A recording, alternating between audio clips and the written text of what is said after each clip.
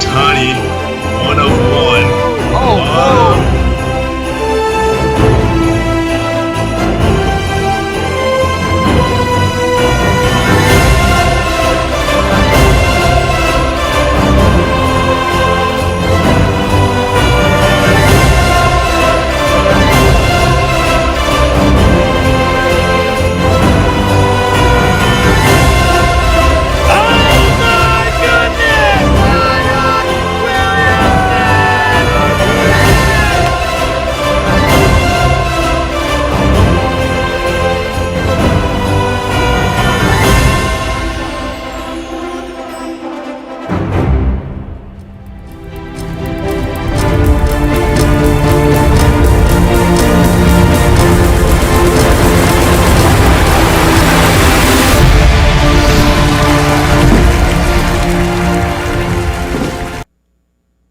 Hello,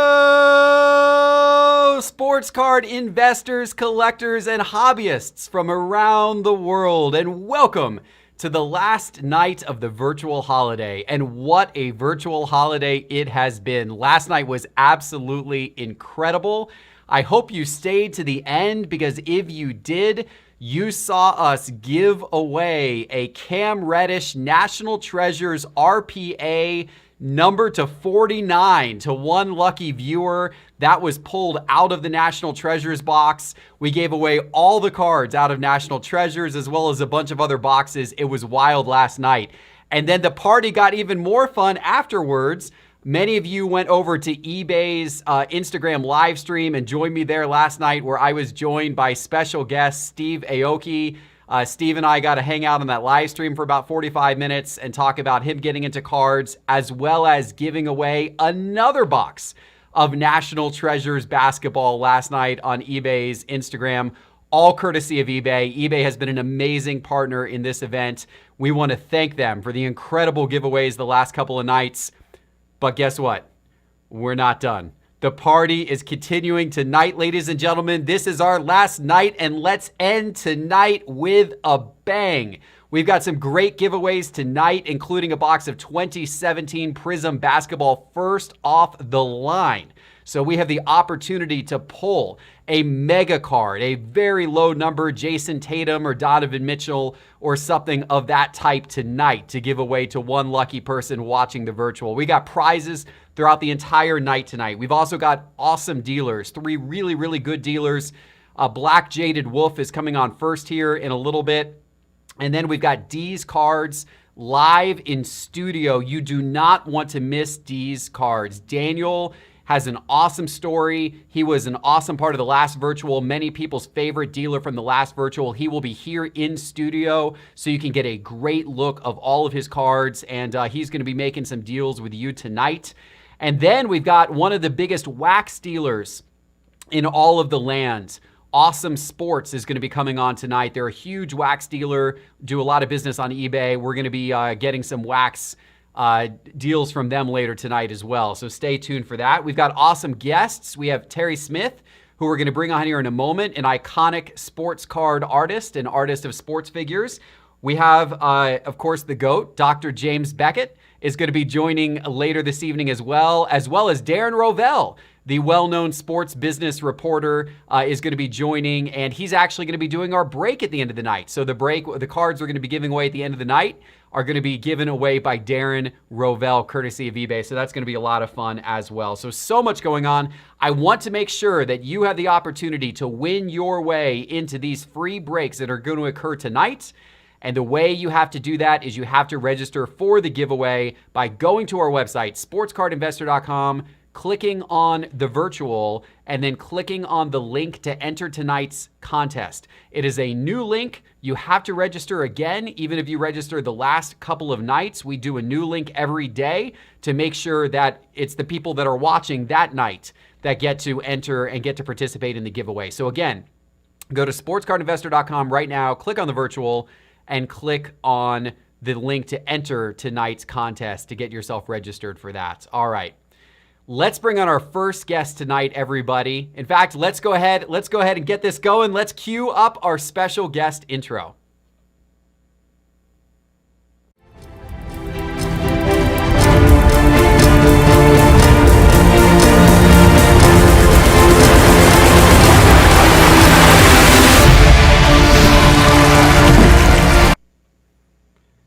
Ladies and gentlemen, I am pleased to welcome the great artist Terry Smith live with us tonight at the virtual holiday. Terry, how are you doing?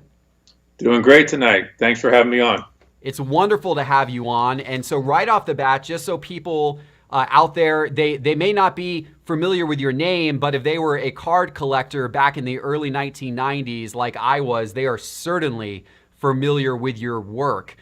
You did some absolutely iconic work for Fleer in the early 1990s. The ProVision inserts were absolutely iconic. Tell everybody, and we're going to bring up one of my favorites there, a Magic Johnson ProVision inserts. Tell everybody a little bit about your backgrounds and how it relates into sports cards.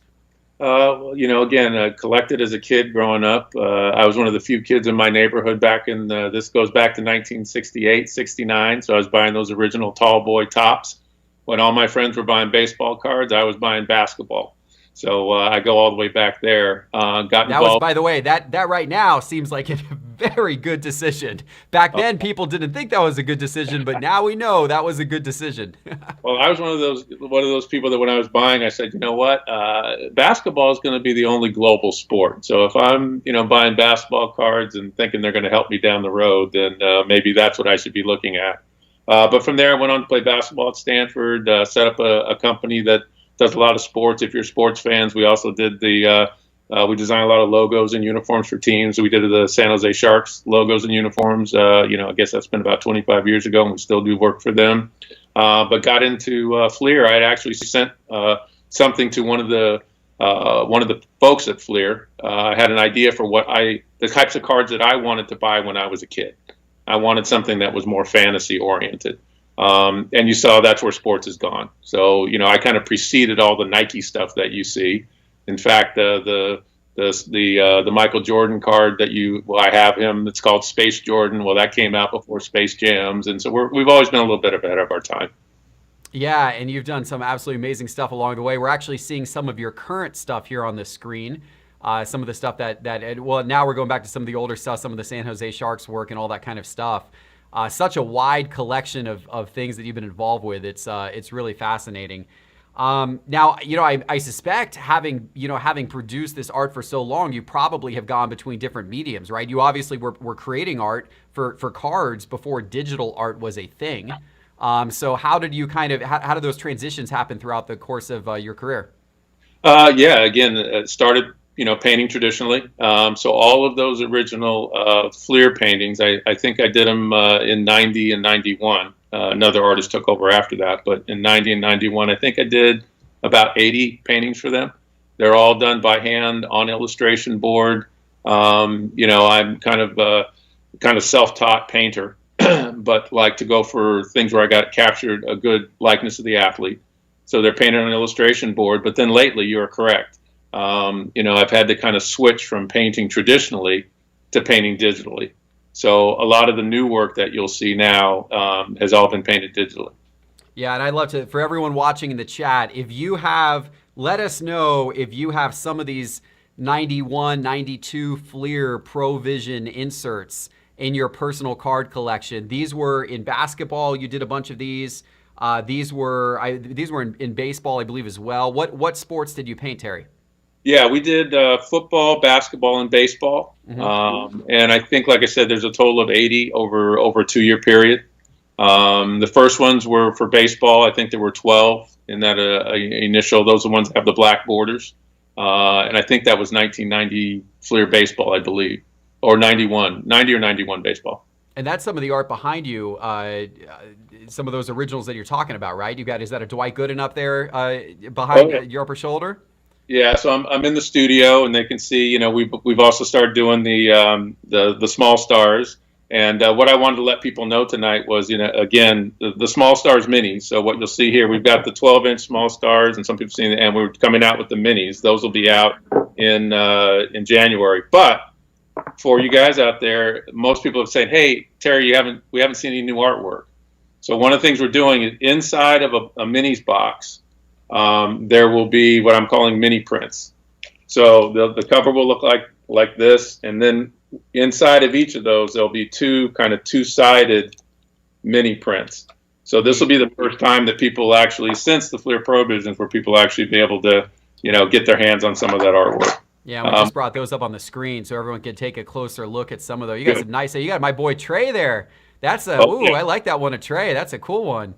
Yeah, well, my son here, my age now, my son was actually a trainer with the Atlanta Hawks. So he's working with Vince Carter and Trey. So I had to do those two guys for my son. So what does your son think about the outlook next year? Are the Hawks playoff bound? Are we climbing up the ladder in the East? He's feeling pretty good about it. I can't divulge any inside information, but he's feeling pretty good about it. All right, you heard it here, ladies and gentlemen. Breaking information: the Hawks are making the playoffs. Yeah, so we're doing that. And the other thing we're doing too is I normally don't sell my artwork. So this last couple of years, we've been looking at different ways to get the work available, because there are a lot of people over the years. I still get cards in the mail all the time, which I sign and send back. But we'll be launching large limited edition prints. We have license from the NBA to do that, and Players Association, so we'll get that started for people. And then again, we'll have those little mini prints. So there's different ways that we're going to try to get work out there for folks. And what we're doing with eBay is making some of the catalogs that normally only go to my clients. We're making some of those available, starting this evening and tomorrow. Very, very cool. So for people who want to check more of that out, how would they do that? They can. There's Terry Smith Creations, eBay store, so they can go there. And I think that if I think correctly, that's went live at like maybe 4:00, because I think people were kind of pinging me, going, "Hey, how can I get this?" And I think that they can check there. For the small stars, they can go to small-stars.com, and that's where they'll see the small stars figures. The minis won't be available until January, but the 12-inch versions are there. And then they can always check out more work at terrysmithcreations.com. Hold up a couple of those small stars. Those are neat. I know you've got. It looks like, was that a Kawhi you had there? Yeah. So what I'll do is, again, I want to show people difference in sizes. So what you can see there. Those are really cool. Yeah. Now you created these yourself. Yeah. So this is something that the company's been putting out. We've been doing these for about 3 or 4 years now. This will be the 4th year.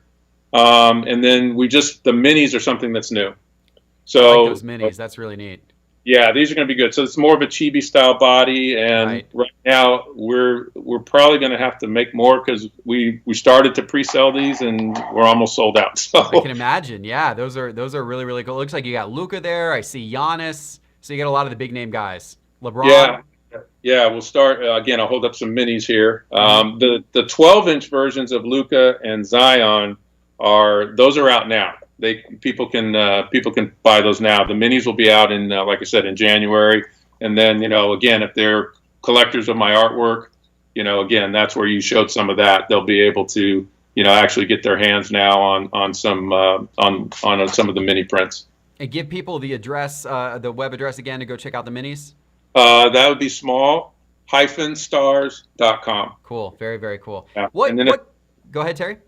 No, I was going to say, go ahead. I was just going to show you also, too, because the one thing, this is something that we're just starting. I'll hold this up if you can see it. Yeah, we're going to go back to it here. Let's. We were just looking at some of your artwork. Oh, yeah, Vince Carter. Look at that. That's really nice. Yeah, look at that. So one of the things we're going to do, and this is on imaginaryinc.net, this is where you're going to be able to start, getting limited edition, big pieces. Because before, up until this year, the only way you could get the art was on the cards. Right. And so now we're going to make it available, like I said, in the mini prints, and then also the larger versions. It seems like there has been an explosion of, art and card. I mean, it's always been there, right? There's always been sets that have featured art of players and that kind of stuff. But in this year, it's really come into vogue. And obviously, Topps Project 2020 being a headline project that brought a lot of attention to that. Everything you're doing now, and of course, this stuff has existed for a long time. Obviously, you were doing the Provision work back in the 1990s, but it's kind of come back into the spotlight again. Why do you think this is a big moment all of a sudden for a renewed interest in the collision between sports and art?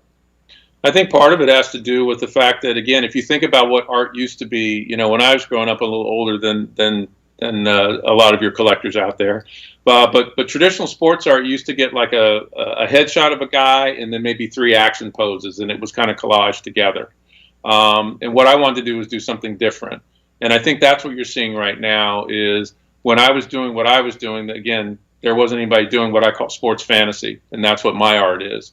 But if you look, the artwork that I was doing, going back, 25, 30 years ago, if you look at sports commercials, you look at the Nike commercials, you look at what's going on now, and the athletes now are treated, they're kind of like superheroes. And so the way that you want to depict athletes is different. And so I think what you're seeing now is artists are experimenting with how they want to represent the athletes. And I think that's part of it. In my illustrations and my paintings, everyone tells a story. So if you look at them really close in mine, there's all kinds of little hidden messages. If you look at the Nolan Ryan, I think when I had done it, he had just thrown his 7th no-hitter, and there's smoke coming off the ball, starting to form an 8. The question is, will he form his 8? So artists are getting to be a little bit more creative about how they do things, and I think the public's responding to that. So let's say the new LeBron painting you just put out. We just had it up on the screen a minute ago. What can you tell us what the Easter egg in that is? Are you allowed to tell us, or is it something we're forced to find on our own? Normally, I like to let people look at the artwork. Some of them are very obvious, and some of them you have to look for. In LeBron's case, what was I trying to say? And again, there should be a story behind each one. So when you see that, the whole idea is, yeah, LeBron's a great basketball player.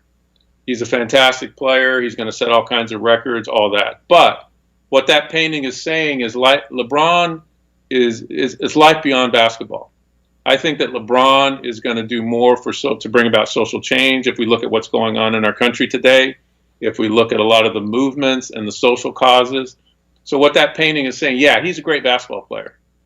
But you see the basketball with the wings to indicate, I think LeBron's going to do more important things off the court than he's done on the court. And if that's the case, we all know what he's done on the court.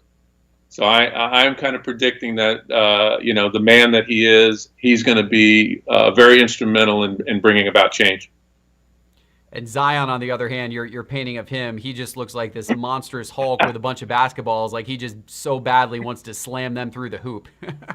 Yeah, well, and again, the idea here is what I try to do with my paintings is I want to bring out what fans, kind of their perceptions of the athlete. So with LeBron, think about it.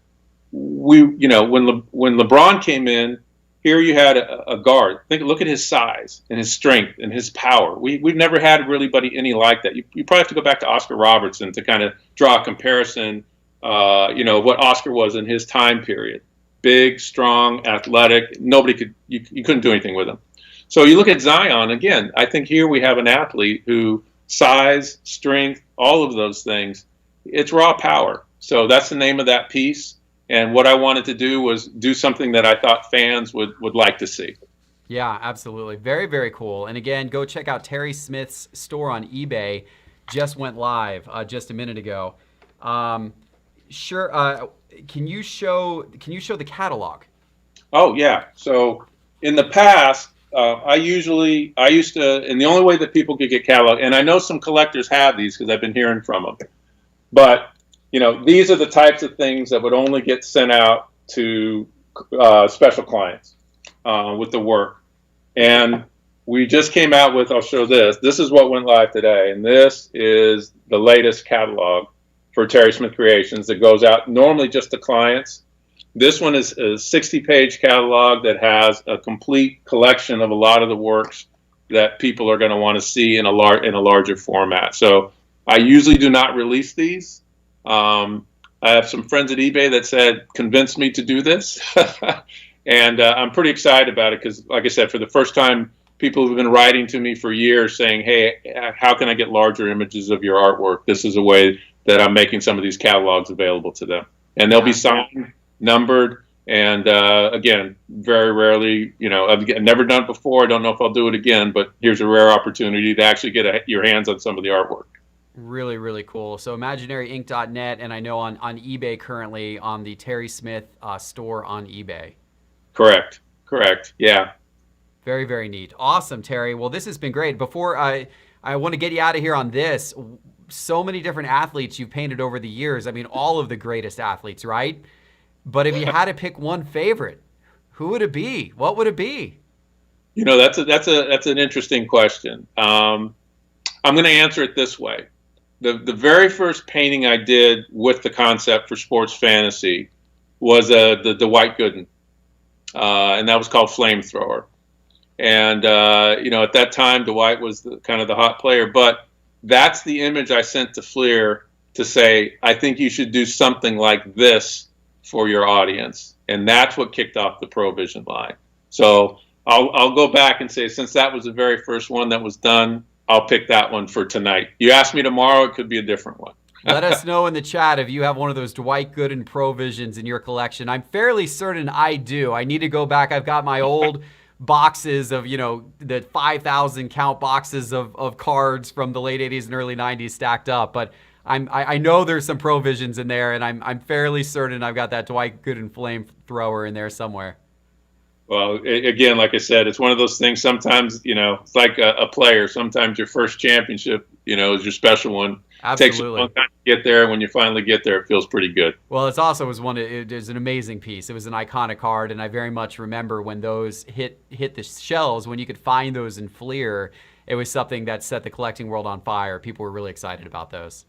Yeah, awesome, Terry. I really thank you so much for being part of this. Thank you so much for coming by and telling us a story and sharing your beautiful artwork with us tonight. Well, I appreciate you being on, and for all those out there who've been sending me, letters and emails over the years who appreciate the artwork, I really appreciate it, and thank you guys very much. I appreciate it. Thank you, eBay, for bringing us together. Thanks, Terry. Have a great evening. Good luck with all the art and your launch of all of this. All right, I appreciate it. Thank you. Take care. All right.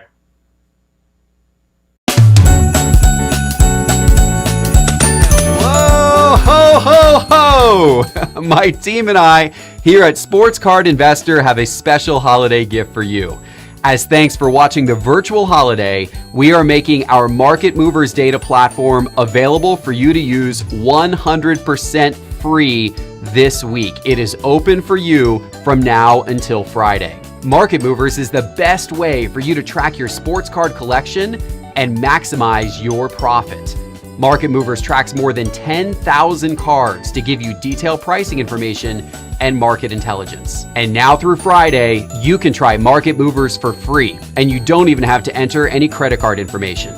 Simply go to sportscardinvestor.com and click on Market Movers in the main menu bar. Again, go to sportscardinvestor.com right now and click Market Movers. It's our way of saying happy holidays to all of you from our team here at Sports Card Investor.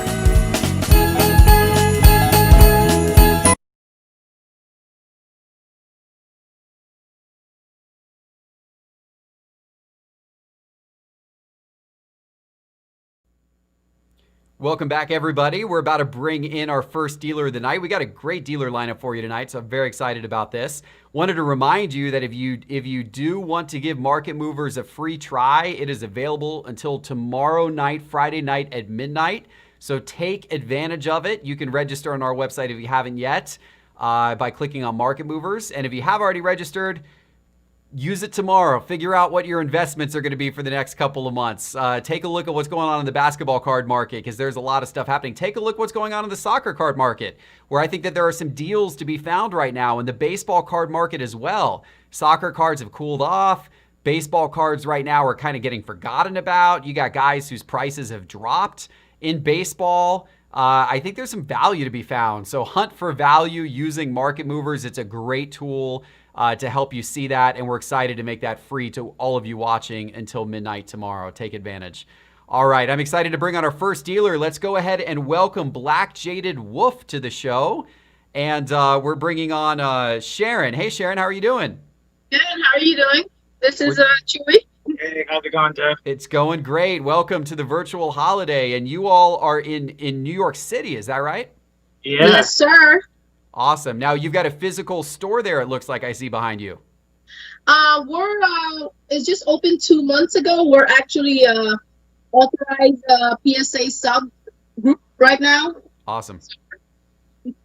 It's mostly like an office. So we've been having like a lot of appointments and stuff like that. Not a lot of walk-ins due Sure. Due to the virus. pandemic, yeah. Yeah, it's a challenging time to open up any type of in-person business right now. I commend you for doing that, but you are hopefully ahead of the curve where, you know, once New York City gets back, fully open and operating again next year, you guys will be there and have your flag in the ground and ready to do some great business. So, but we're excited. You know, one of the great things, of course, about the sports card world is even in a pandemic environment, there's a tremendous ability to do sales online and to transact through eBay.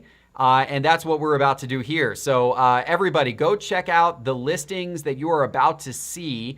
They are all linked from our website. If you go to sportscardinvestor.com and you click on the virtual, and if you look at the names of the dealers tonight, there's a link next to Black Jaded Wolf that will take you to go see all of their cards available for sale tonight. So click that link, go check them out, and you'll be able to see all those cards on eBay. So awesome. So tell me, we're gonna see some cards here in just a moment, but I know, tell us what kind of cards you all specialize in. We specialize in high-end rookie prisms, like rookie autograph cards, basically investment stuff. Investment stuff. Well, that's good because we got an investment audience, and I think, you know, the basketball market has been hot, obviously, but I still think there's room to go up here with the season starting in a couple of weeks. Preseason kicking off, I think tomorrow? Is that right, everybody? I think we got preseason going on tomorrow. I mean, we are locked and loaded here. It's NBA time. It's very exciting. It's very exciting indeed. Okay. All right. Well, let's start seeing some cards. All right. Okay. We want to start with a few cards that it's my favorite. I'm not sure it's available yet, but it could be available. But these are some of my favorite cards in my collection. So, very nice. One auto patch rookie to pair with contenders. Yeah, very nice. 5 black gold prism of Luka. Wow. That is that. Wow. Okay. Yeah, that is high end. Yeah, those are both high end. Goodness gracious. A little, because I've been getting a lot of message about it, but it could be in the market again soon. But man, that is you're not joking around there with a Luka out of 5 from Prism. It doesn't get much better than that.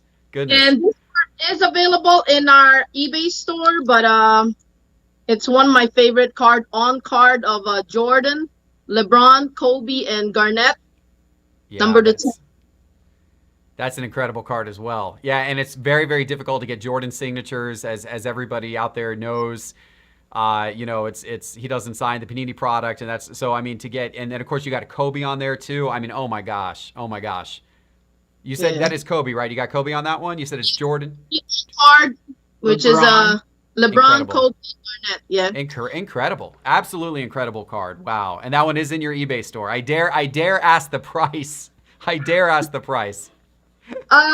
I have very good offers on it already, but it's listed for $79,000. So, hey, it's probably worth every penny. Very good. Well, listen, and you're open. All the items you're showing tonight, these are all open for offers on eBay. Is that correct?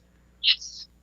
And Sharon, before we get into a bunch more cards here, I'm curious. There's the sports collecting business tends to be a lot of men. There's a lot of men in the business, and we've looked at like our viewership, and it's almost laughable. The viewership of Sports Card Investor is about 97% male. So it's what's that? Probably even higher than 97%. YouTube's probably confused about the other 3%. Yes, it probably is higher, but YouTube estimates around 97%. So what is it like being a woman in the sports card business and having this type of collection and this type of store that you're building out? It's really tough in the beginning because it is a boys club, So I've been through some rough patches, but I've made some good friends because my main goal is to be civil with everyone, and I built some good relationship, and I think it's very important in this hobby to have good relationships. So, and slowly, I've built my own stuff. Well, I- hey, you certainly built your own stuff. And anyone who questions your need to be in the sports car business, just flash that Luca at them. They're going to shut up real quick. Well, congratulations. I think it's wonderful. And I hope that more women get into sports cards. I'm a big fan and supporter of women entrepreneurship. My wife is the founder of an extremely successful business of her own, not in sports cards, but a very successful business. And I'm a big believer in that. So hats off to you for building a great business here. If this nationals did happen, I was having a good crew that I'm compiling female sports card collectors. That was supposed to be part of my crew in the nationals, but Well, hey, hopefully that will be part of your crew next national. I'm feeling more optimistic that, the virus, hopefully the virus will be behind it with the vaccine. I mean, it's all about the vaccine, right? But I'm feeling more optimistic that we are going to be able to come back together by the time the national rolls around at the end of July of next year. So I look forward to hopefully meeting you in person there, as well as all of the people watching this show tonight. Awesome. So we're gonna go ahead and start showing all of our buy it. Let's do it. There's so many cards we might not be able to price them all, but we'll try to get through them as fast as possible. This is a silhouettes Patrick Mahomes RPA. Mm-hmm. Wow. Prime. Tom Brady 2 of 3 out of Immaculate. 6 rings. Yep, 6 rings. 1 of 1 Ichiro button. Nice button there. So these are all on our eBay site. That might not be. Wow, look at that. Giannis National Treasures RPA. Is that right? Yep. Oh my gosh. Oh my gosh. You guys are bringing the fire tonight. Wow. Goodness. Yeah. Here's Kevin Durant PSA 10. So this is a local guy right now. We're literally 2 blocks away from Barclays Center. Nice. Cool. Mahomes. Number 223, rated rookie, signature 9. Rated numbered to 23. Nice. 23. Mm-hmm. Here's a courtside. Oh copper. my gosh. Wow. I just bought a courtside silver Luca from 2018 Select. It is honestly, it's one of my favorite cards. 2018 Select courtside, Trey and Luca. Those are dream cards right there. Oh my gosh. I love those cards. Check this one out. The tie-dye. Oh man. Wow. This, ladies and gentlemen, you are speaking my language. That is a wild card. Dare I ask the price? That's got to be a hefty number on that. They're listed for like around 40,000. Yeah, they went up a lot. It was a good buy last year for sure. Oh yeah, well yeah, they definitely were a good buy last year. Yes. Number 10, John Morant, gold. Well, a funny story about that tie-dye Luca is 3 of the 9 pop, I think, is in New York. So he's a good friend of mine too that has the other 2. There you go. Red Contenders Luca to 149. Followed by the blue. Nice. That's a 99. One of your guys, Mojo Trey Young, 25. Those are hard to come by. Very hard to come by. What's the grade on that one? 10. That is a 10. Oh my gosh. Wow. That is about the best it gets with Trey Young. Goodness. This one's pretty cool. It's a 101 Bam Logo Man tag. Really neat. All right, we have LeBron auto here. Very hard to come by. Yep, that's actually short printed. And the Jersey auto. number. Oh, is that a jersey No, number? this one is jersey number. Oh, this is a jersey number Mojo auto for Trey Trey. Young. And the Fast Break Gold Tatum auto. and the Mitchell version, both numbered to 10. Oh, maybe someone will pick up the pair tonight. Get that credit. Get those credit card reward points going here before the holidays. Then you can get like a free toaster for your wife. Buy yourself the Luka or buy yourself the Tatum and the Mitchell.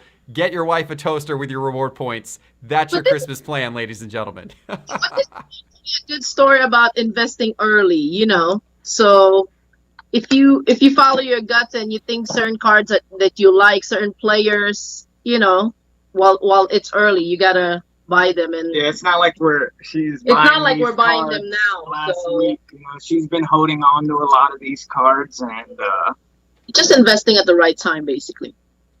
So when you make the decision to sell, right? That's the obviously you've got these up now. You're entertaining offers. You're getting offers. Some of these you're obviously looking to sell tonight, but it's always that balancing act, right? Like you don't want to sell too early, but you never quite know where things are going. But it appears that everything's going up and up right now again. Yeah, that's the key. So everybody's question is, when will the bubbles, pop? But I think the bubble is just starting. So there are two Tatis autos.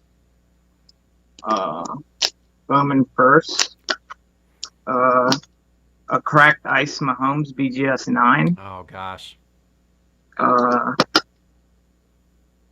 Zion Prism the 20.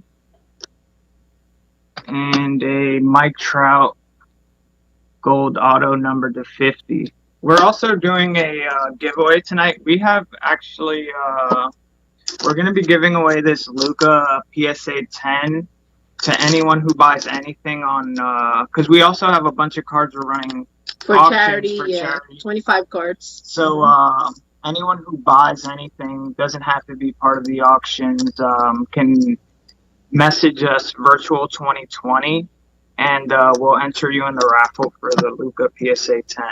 So anyone who buys anything tonight off your eBay store, whether it's things you're showing or anything else, if they message you and say virtual 2020, they will go into a raffle and someone will win that Luka tonight.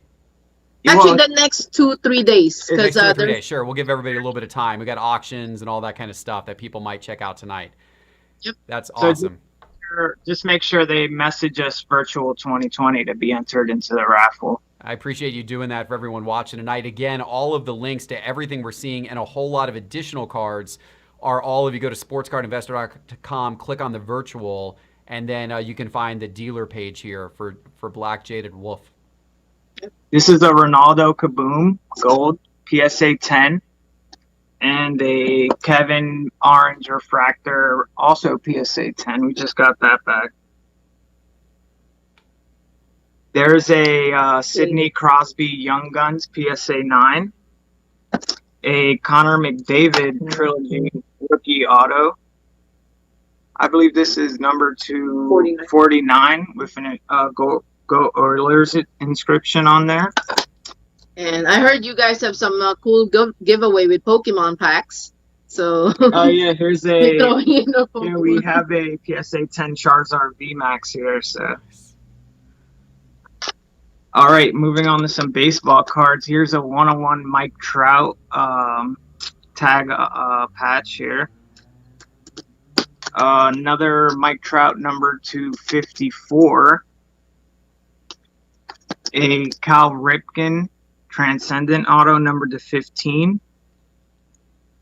Bowman Platinum Mike Trout PSA 10. Triple, this one's 2018, so it's Ohtani's rookie year. Mike Trout, Ohtani, and Pujols PSA 10, I believe. Yeah. Wow, very, very neat. Sorry, that one's PSA 9. Here's a Randy Arozarena Topps Chrome Purple PSA 10. He's certainly busted on the scene this year in the playoffs, especially. Goodness. Yep. Nobody expected that. Yeah, Louis Robert photo variation, BGS 9.5. This is a Jason Dominguez out of Bowman Transcendent PSA 10. That one's numbered to 10.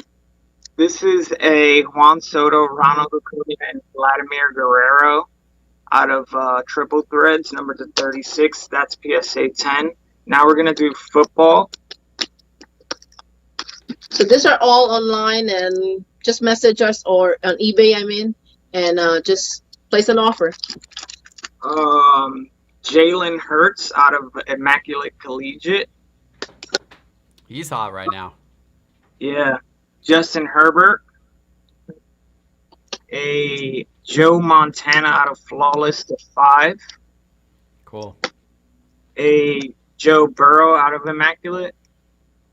A Tua RPA out of Immaculate. Or National Treasure, I'm sorry. And National Treasure's Peyton Manning number to 10. And our possible MVP. Yeah, Patrick Mahomes, Mirror Auto to 10. This one's a pretty cool card on eBay. Actually, top 95. one. Yeah, Unitas on card auto patch. Wow, that's really neat. Yeah. I know there are people in the chat right now who are drooling. I would be drooling if it wasn't for the fact that I have to continue to do the show for the next couple of hours. So that may not look good, but yes, this is quite the assortment here. This is a collection that anyone should be extremely proud of. It's amazing. This is Tom Brady Nebula 2 of 2. It's A funny story. a about funny it. story about how Rob Kardashian pulled the 1 of 1 out of this year's, and TMZ thought it was $1 million card. So here's a 2 of 2, not as expensive. Tua Prism RPA Psychedelic PSA 9. Here's a dual RPA of Joe Burrow and Tua, numbered to That's a good 15. This one is numbered 1 of 15. I believe it's pop 1 at the moment. Wow. This is one of my favorite cards. Yeah, Tom Brady EX out of 1500. Yeah, gosh, wow. That's a really nice card. Card for sure. This is a Tom Brady auto, Super Bowl material. BGS authenticated.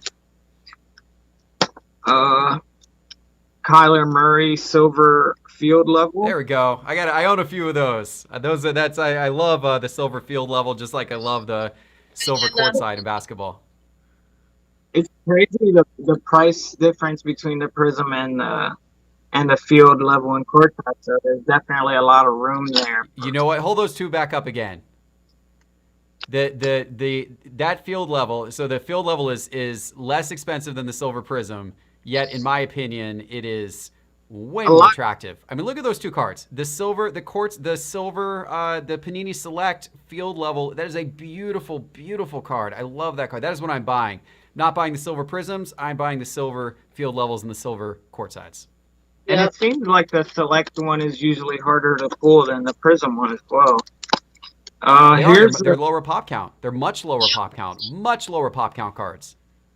Here's the Kyler Murray rookie ticket, BGS 9510, and a Justin Herbert Spectra auto numbered to 99, PSA 9. Josh Allen Ruby wave to 149, and a Josh Allen Gold Select numbered 1 of 10, PSA 10. Just actually a very tough card to grade. Josh Allen Nat Treasures. You And got a nice little Josh Allen collection going here. Goodness. this is a CD Lamb number to 8, 6 of 8, PSA 10. And we're gonna end here with some basketball cards. This is the Curry Flawless auto from 20. It's an earlier Flawless. This is from the Master Collection Jordan number 30. It's like a painting. A Anthony Davis Gold Select auto to 10. This is another Trae Young Mojo auto. I should have had them together, but there's 2 of these available. Jimmy Butler Golds Select to 10. John Morant Courtside from T-Mall Gold. Bam out of Nat Treasures. Courtside Jamal. Yeah. And the Jamal Prism Auto. DeRozan. Is that PSA 9? No, 10. 10. It's actually low pop. Yeah. That's the first year of Nat Treasure. Giannis Red Select. Number due 149. Oh, it's actually BGS 10 Pristine. This one's a pretty cool card. Beam Team Michael Jordan. Oh, PSA yeah. number to 500. Wow. Wow. Wow. Wow. There's some Jordan collectors out there who are going to die for this one. Wow. It's Incredible. a hard straight. Yep. Trae Young Green Select Auto PSA 10 number to 99. A Luca Class X PSA 10. LeBron James. I think that card is beautiful, but Yeah, this is an awesome looking card. USA silver print. A Tiger Stripe James Harden out of 19. A Seth Curry Tiger Stripe. A JJ Redick Logo Man out of Nat Treasures, numbered 1 of 1. A Blake Griffin Rookie Logo Man, numbered to 5. A JJ Redick Logo Man Auto, numbered to 4. Shai Gilgeous Flawless Auto PSA 9. And two of my favorites card, I think, designed the past 2 years. Yo, Color- the Color Blast. Love the Color Blast. I agree. Yeah. Giannis and Kawhi Leonard PSA 10. Yep. Yep. The Color Blast is really neat. Yeah. So we have our last 25 cards, basically the one for charity. We're going to be donating 5% of every 10%. 10% of every single card to St. Jude's Research Hospital. Again, make sure to message us with the code virtual2020 to be put in the raffle for the Luca PSA 10. That's awesome. And we really appreciate this. And everybody watching, this be an awesome opportunity to buy a nice card, but also have a bit of that price go to St. Jude's Children's Hospital, a great cause that we've been supporting here on Sports Card Investor and one of eBay's preferred charities as well. So yeah, let's see these the last batch here. All right. So there's a Luca Courtside PSA There you 9. go. Get on that, somebody. That's a great investment card. These are up as a lot of 2. Michael Porter Jr. Prism Base PSA 9. A PSA 9 autograph of Shai Gilgeous Alexander out of Optic. A PSA 9 Hyper Pink Optic.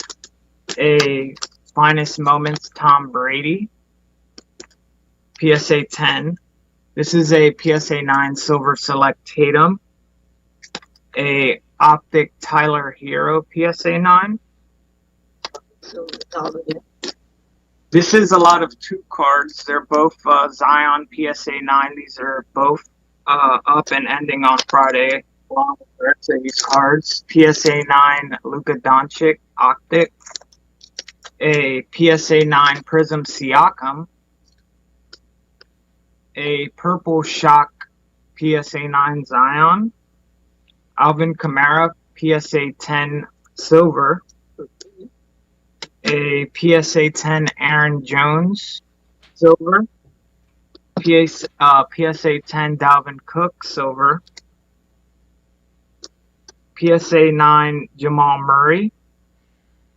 PSA 9 Jason Tatum Prism. PSA 9 Silver Select out of 2018 second year Mahomes. PSA 9 Luka the Rookies. A Damian Lillard auto numbered to 10 out of Panini 101. So, a Silver Prism Hero PSA 9. Fast Break Hollow LeBron James PSA 10. A Josh Allen Prism PSA 9. A Ja Morant PSA 9 Prism. A Mosaic Brandon Ingram BGS 9.5. And this is a lot of 3 Dwayne Haskins PSA 9 Prisms. And last card. The final card is a PSA 9 Prism Josh Allen.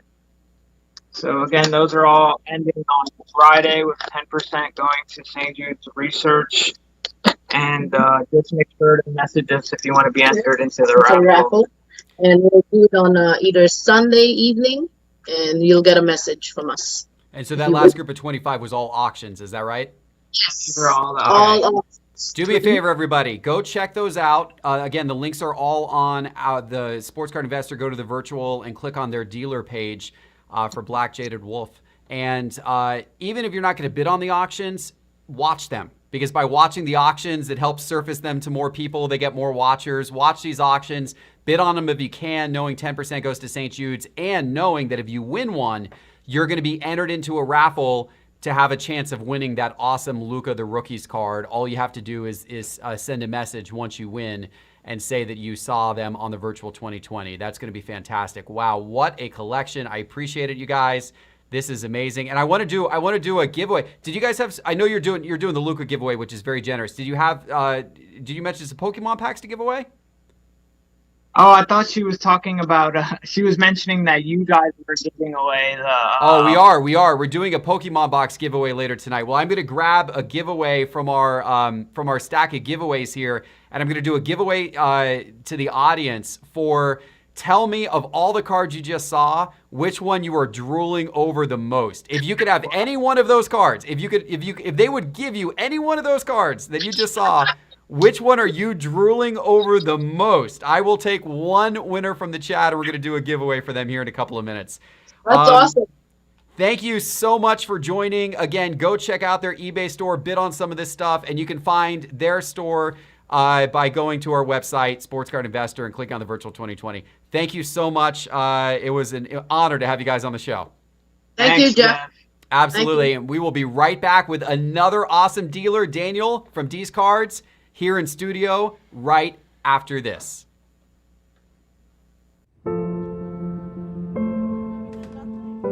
My family, they're all that matters to me. I had moved here many, many years ago to take care of my mom, and she passed away from lung cancer. A few years later, my father got lung cancer. After he passed, all these paradigms kind of shifted in me. I started looking for a deeper meaning.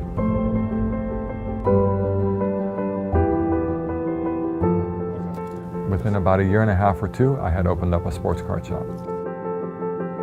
I decided that I was going to list my personal items on my charity eBay store, which is called Giving Back to Charity. And I was going to donate part of the proceeds to St. Jude. No child should ever have to go through what my parents had gone through. And that's why I connected to St. Jude. Our purpose is really clear. We're all about finding cures and saving children. No family ever receives a bill, not for treatment, travel, housing, or food, because we want to ensure that all a family worries about is helping their child get better. Sellers like Marcel, who've made a choice to support St. Jude, are making a choice to support a child or a family they may never meet. By choosing to support St. Jude through eBay, every transaction can mean a child has a better chance to beat cancer. There's no end game for me. It's a journey. I created this to help St. Jude, to help those that suffer, and to create a platform for all of us to connect.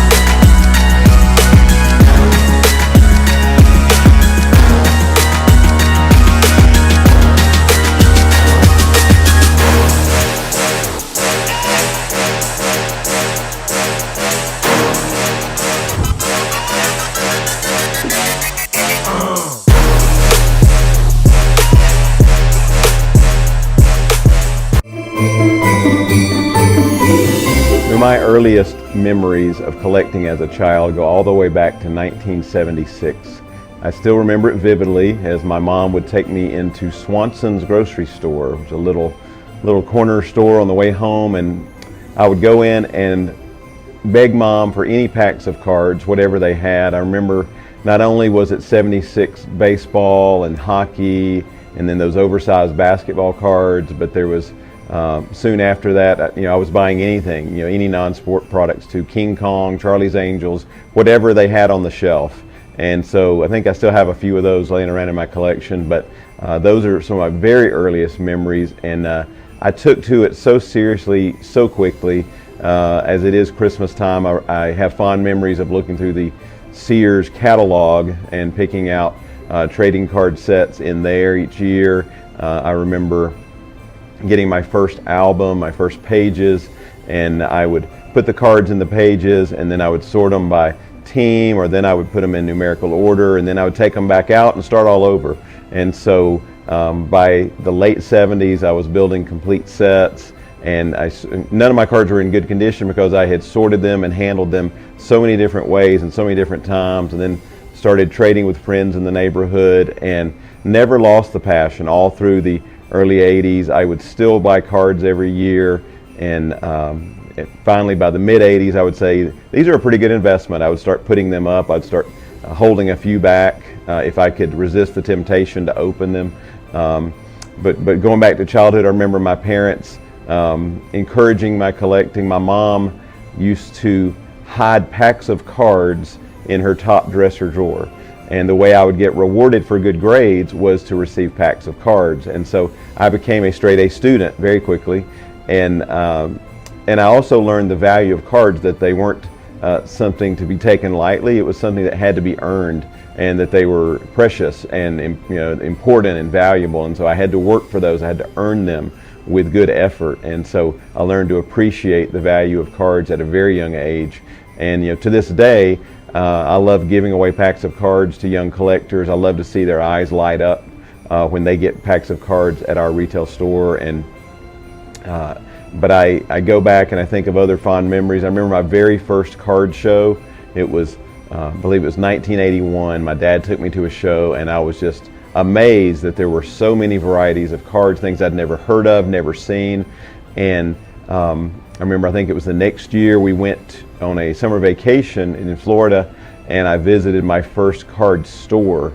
And that was really an eye-opening experience, because I thought, how cool is it that a man can actually make a living by buying and selling sports cards, that he gets to do this every day of his life. How cool is that?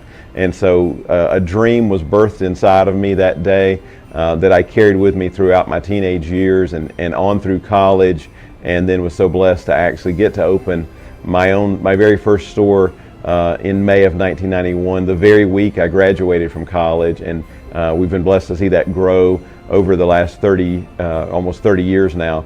And so just love being a part of this hobby. I am still a collector at heart. I love seeing the new tops when they come out every year because I've collected them really since the mid 70s and seeing, well, what design did they choose this year? And of course now there's so many other things to offer collectors as well, but the hobby is more exciting than ever. I'm more passionate about it than I've ever been. And but inside of me, I'm still that 8-year-old kid going to the corner store, excited to get to open packs of cards, and that will never change because the hobby just keeps growing, keeps expanding, and it's thriving more than ever. And I just love to see it. Love to see it.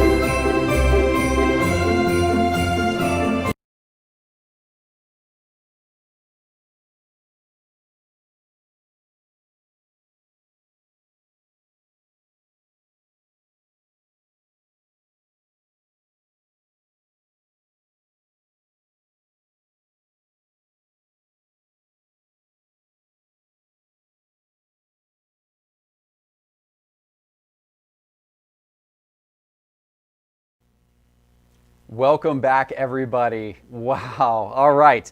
That was an amazing collection from our last dealer. We got another great dealer about to come on, but first let me announce the winner of the giveaway. Thank you in the chat for telling me what you were drooling over. I was drooling over some of that as well. The first card that I'm going to give away, this is from the first night. We had Joe Davis from GotBaseballCards.com on, and he had these Zion cards that are numbered to 333. These are low print cards, a Beckett Zion rated rookie card numbered to 333.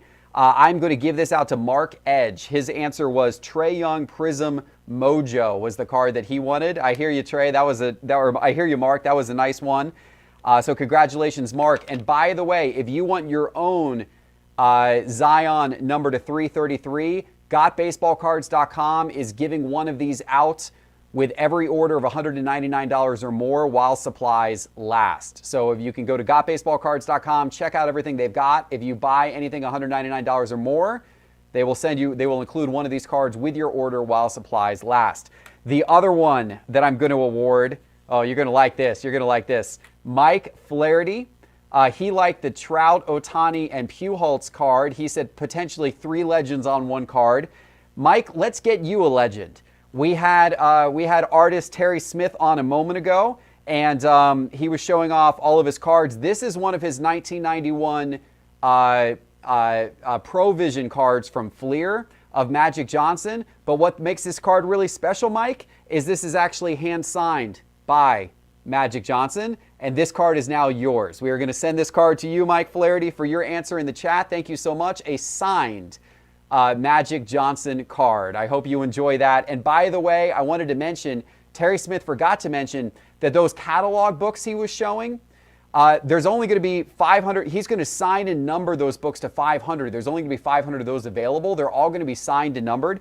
If you're one of the first 250 to order, you will also get a signed Provision card as well. Not necessarily the Magic Johnson, but you will get a signed Provision card. I imagine probably signed by Terry. And you can check out Terry's catalog by going to ebay.com/trading cards. It is up there right now. If you go to ebay.com/trading cards to check out that Terry Smith catalog of all of that amazing art that he showed earlier. Okay, let's get to our next dealer. I'm extremely excited that we have here in studio with us Daniel from D's Cards. Daniel was on the show this summer, the summer virtual, did an awesome job. Daniel, welcome back, sir. Hello, what's up? And Daniel is an awesome dealer with an awesome card collection. We've told Daniel's story on this cast before. Daniel, you know, we got it. You probably get a little tired of talking about the story, but we just got to tell the audience the story real quick because I know we probably have a lot of people not familiar with you. So tell them the story about how you got into this. All right, so back in 2015, I developed seizures. You'll find out what my charity is tonight. That will be related to that. I developed seizures back in 2015. Fast forward to 2017, I had surgery up at the Mayo Clinic, and I started liking sports as I'm still technically a child.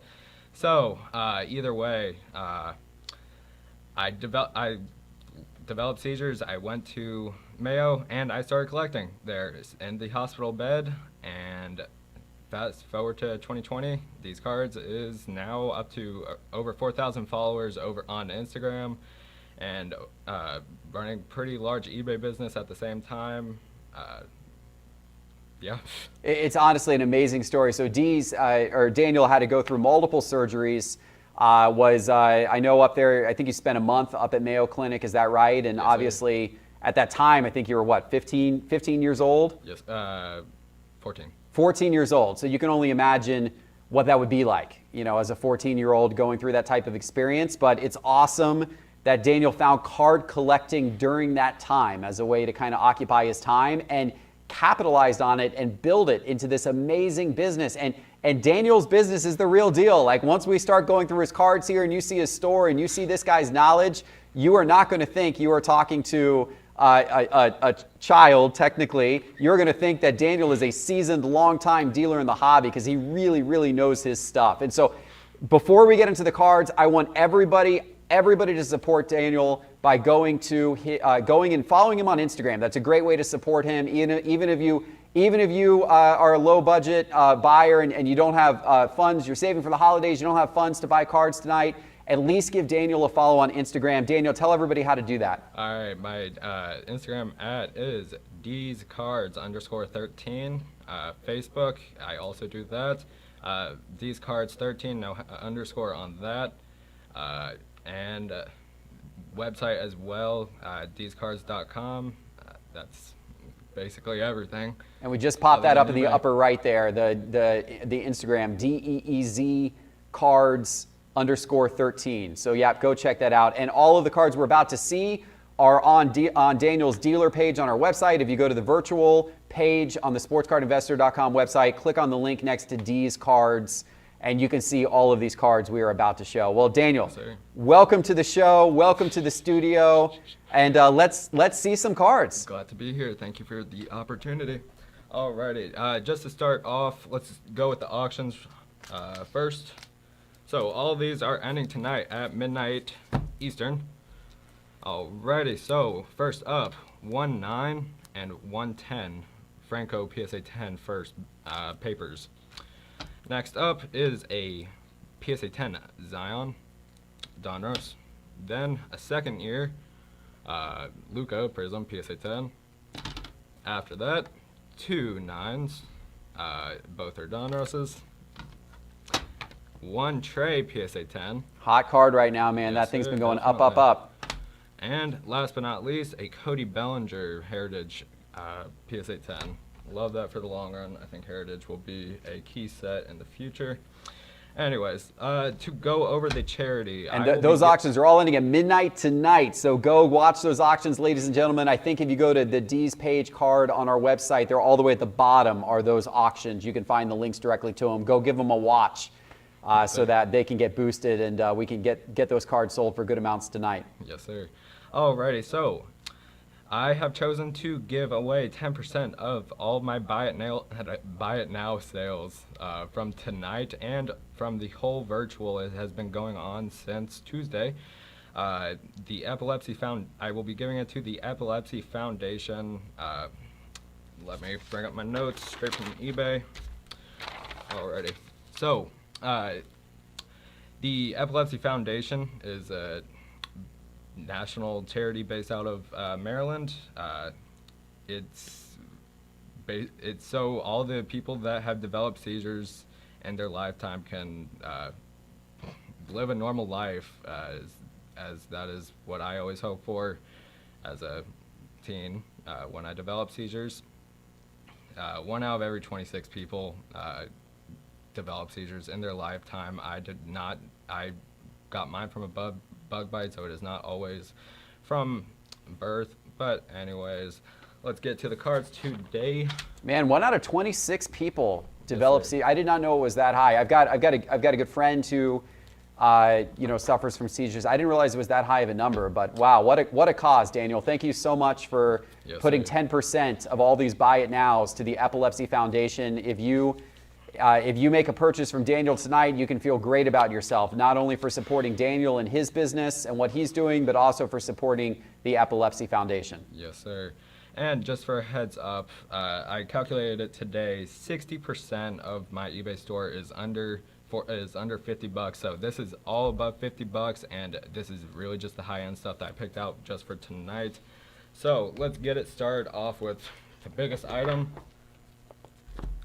Asking $33,999 This is the complete 2018 Contenders Rookie Auto Set. Really? Yes, sir.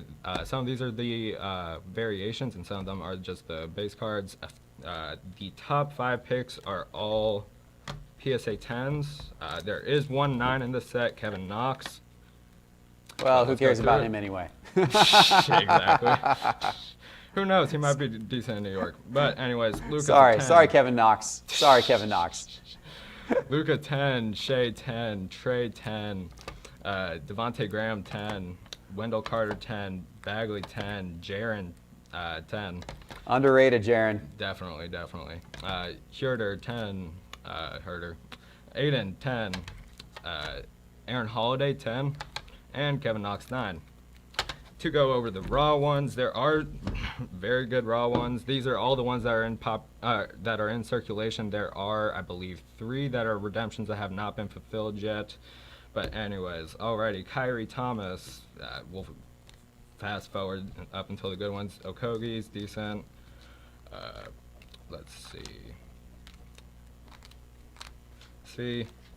This impressive set here. This must have taken you a while to build. Took Goodness. me about, I believe, 3 months. Dante DiVincenzo, Trent, here's all the good ones. Anthony Simons, definitely a long-term hold in my opinion. Lonnie Walker, MPJ, Bamba, Troy Brown, Hamidou Diallo, Mitchell Robinson. That was my last one that I could not find. Colin Sexton, Michael Bridges, Costas, and Landry Shamet to end it. Well, Mitchell off. Robinson, I actually bought a fair amount of Mitchell Robinson cards. I think he's undervalued. I bought a bunch of his cards about a year and a half ago. Yes, and, sir, definitely. and a lot of his autos were not in yet. They were only available in redemption. So that's probably why you had a difficult time finding him, because he was apparently slow signing his autos. And Yeah, but I'm glad you have one. Definitely. All right, the one and only soccer card that I do soccer, but I've held most of mine for the past about quarter of a year. But this is basically the key card of the 2020 Select Euro, or I believe that's what it's called, Euro 2020. Zebra, field level, Jadon Sancho, asking $21.99. Yep, if you want a top soccer card, that is it. Select field level Zebra, man. Alrighty, into the basketball. This is my bread and butter. I love basketball as a sport and as an investment. Alrighty, Julius Erving, jersey numbered 6/49, $229.99. Nikola Jokic, second year auto, $119.99. Joel Embiid, number to 10 auto, $104.99. Luka Doncic, second year BGS 9. PSA 9 Revolution rookie, $299.99. Pop, I know it's under 5. I personally love this as an investment. I'm okay holding it, honestly, but I would love to donate the basically $200 that would have been sold if it is bought at listing price tonight. 17/25, Kevin Durant, PSA 10 courtside in his Nets uni. BGS 95 plus, $49.99 threads.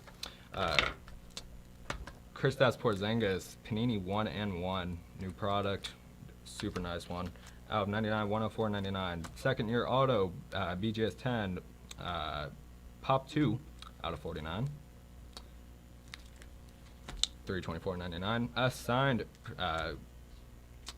signed Prism rookie. Cool. Beckett authenticated. That's a neat one. Yes, sir, definitely. How much was that one?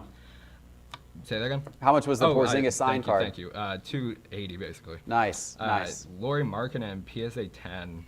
He has been selling for me very well right now. I have sold a bunch of his stuff lately. The first off the line, which will be going tonight, possibly could get one of the variations of this. 8/8, PSA 10, Emergent, Lauri Markkanen, $799.99. Trae Young, Chronicles rookie, PSA 10, $124.99. Neat photo. And a Curry, $194. Also a neat photo. $99, PSA 10 silver. And are you taking offers on these, Yes, Daniels, or are these all fixed price? There are no fixed prices. Everything has offers, and I'm more than willing to deal with you. Feel free to send me an offer. Alrighty, Kenny Galladay, bronze auto, $67.99. Paris Campbell, FOTL number 17 with inscription, $49.99. AJ Brown, number 2, 35. Love his value in the long run, especially as a wide receiver. I think he'll be one of the top wide receivers in the league very soon. Number 35, $109.99. Taysom Hill, the new Saints quarterback, $424.99. Josh Allen, number 2, 49, $374.99. Cam Akers, this is the bottom price that will be shown tonight for $49.95 out of 25. Red Ink, short print auto, J.K. Dobbins, $59.99. Chris Godwin, number 210, rookie roundup, $104.99. J.J. Watt, number 5, $124.99. Clyde Edwards-Helaire, RPA, 74 of 99. 70, yeah. I already messed up my words. Number 79, Joe Burrow from Elements. 174.99. Green ink, I believe these are short print to less than 10. Josh Jacobs, 139.99. Chase Claypool, the rookie star wide out for the Steelers, 159.99. Christian McCaffrey, rookie auto, 179.99.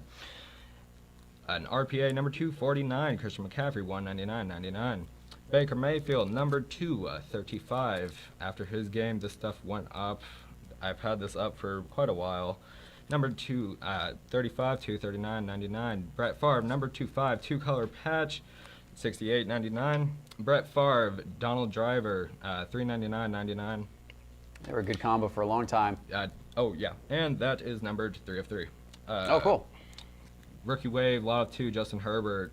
Justin Herbert, number 250, 71.99. Alvin Kamara, silver field level. Love these cards for the long run, especially of my guy Kamara. I've had multiples of those. That's why I'm selling one tonight. Numbered 1 of 49. DeAndre Hopkins, rookie patch, 59.99. And last but not least, Barkley Geist, number 215, 199.99. Alrighty, let's do some basketball. Man, that DeAndre Hopkins was nice. Rookie patch. Wow, very Yes, nice. sir.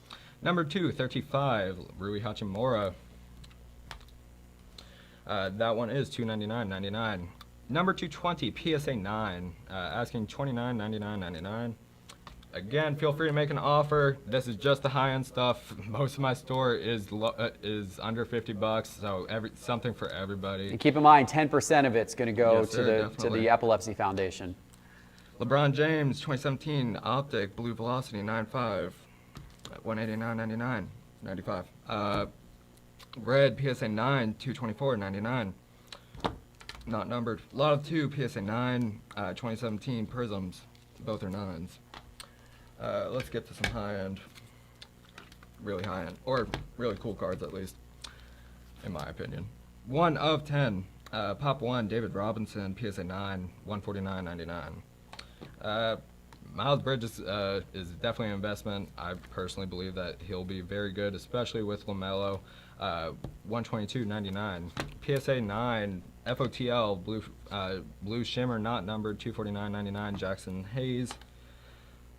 Costas, $174.99. Green, PSA 10. Even though he really hasn't played in the league much, he still holds a lot of value. I believe these are Pop is under 5, out of 25. Siku Mojo, PSA 10. Alrighty. Some really nice cards coming up. Zach Levine, Prism, PSA 10, $474.99. Dante DiVincenzo, number 2 at 99, PSA 10, $499.99. Love the blue ices. Another Luka, not the best Luka, but still solid. The other Luka.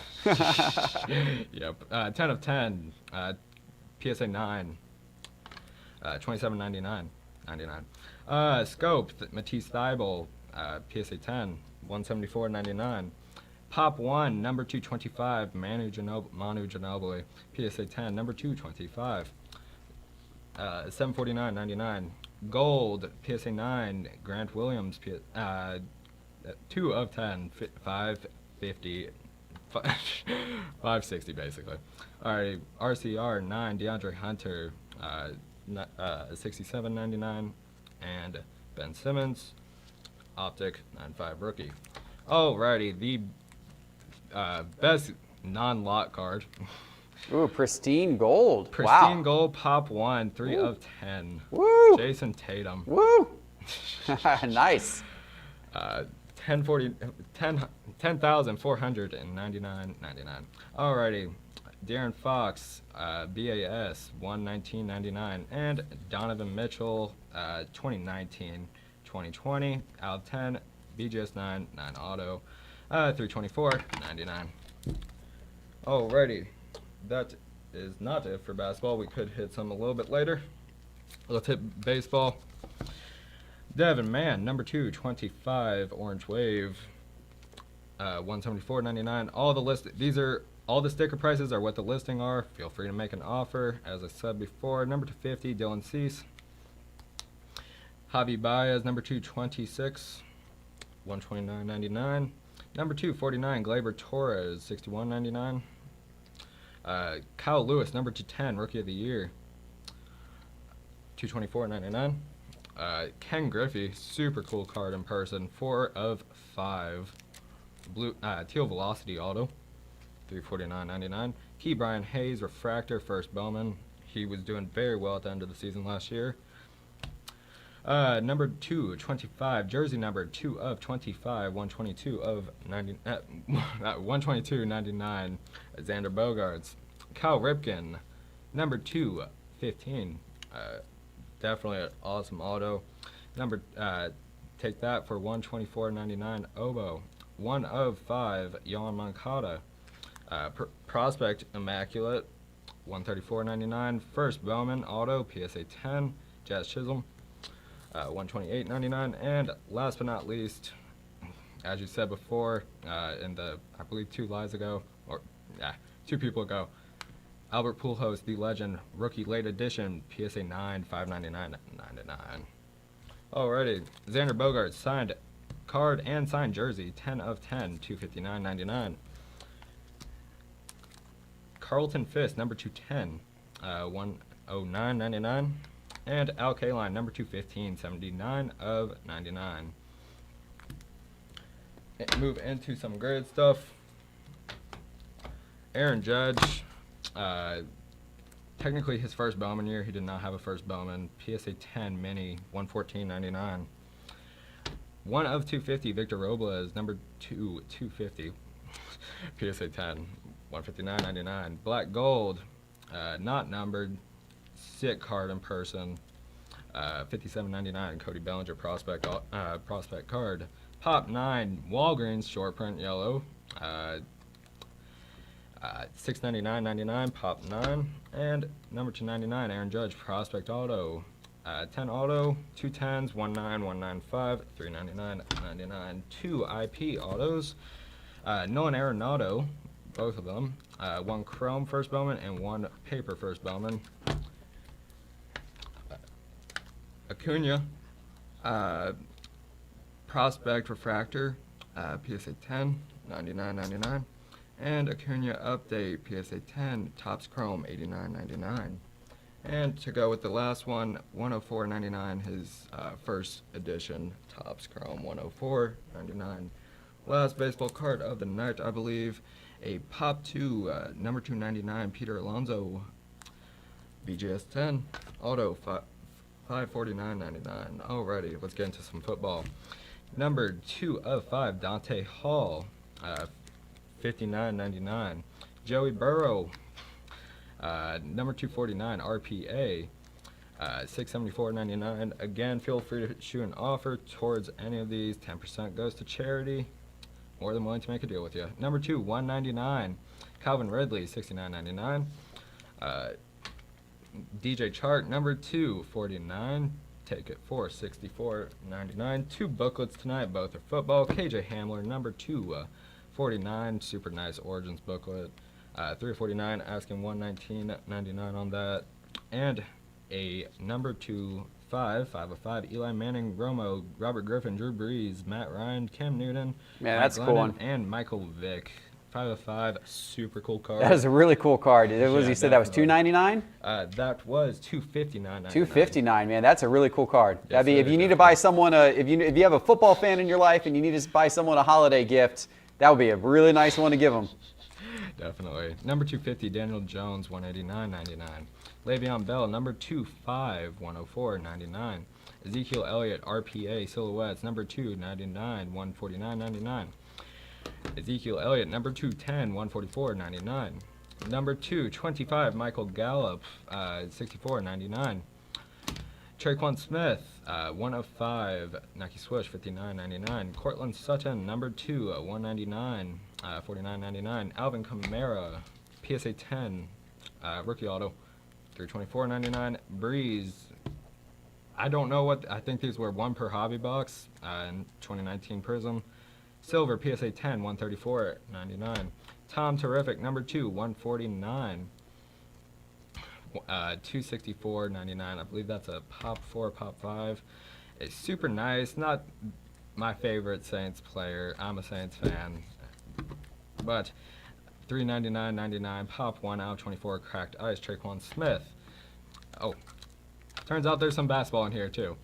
2 Giannis's 2018-19 Optic Hollows, 1 PSA 9, 195. Prices are $174 and $57.99 respectively. Alrighty, more Giannis coming up. Giannis Orange Reactive PSA 10, 104.95. Reactive Blue PSA 10, 104.95. Zion True Rookie Cubic, super nice card in person, 295s, 185, 19, $14.99. 1 out of 50. The Rookie Revolution PSA 9, $499.99. Optic PSA 9, 104.99 base. Number 2, 249 Rookie, 10 of 249. PSA 10, 304.99. Super cool card in person. 2 of 25 jersey numbered. Kawhi Leonard, $24.99.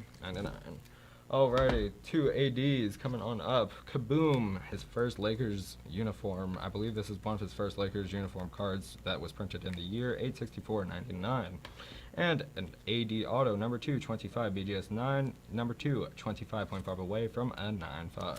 I just want to remind everybody that every single one of these cards is linked tonight from our Sports Card Investor website. If you click on the virtual and then you go down to D's Cards, click to his dealer page, you can see links to all of these cards. You can also go to ebay.com/trading cards, and you can go to D's Card stores that way as well. I was making the database that I sent you for those during class this week, and it's finals week. Look at this guy. Finals week, he's working through it. Are you a senior in high school, Daniel? I'm a junior. Junior in high school. Daniel is a junior in high school, ladies and gentlemen. Is this kid not like wise beyond his years? A junior in high school. Look at this incredible business that he has put together. How did you, Daniel, how do you fuel all these? I know we got to get back to selling, but how did you fuel this whole collection? To have this many? Has it just been buying and selling and buying and selling and buying and selling? You've just built up to this? Yes, sir. And this is not at all it. I go live on Tuesdays and Thursdays on Instagram for a good 2 hours from 10 to 12, basically every week, doing basically 50-cent stuff, all the parallels you can imagine with basketball, and that moves a lot of stuff for me, and it's been buying and selling for the past 3 years, 4 years.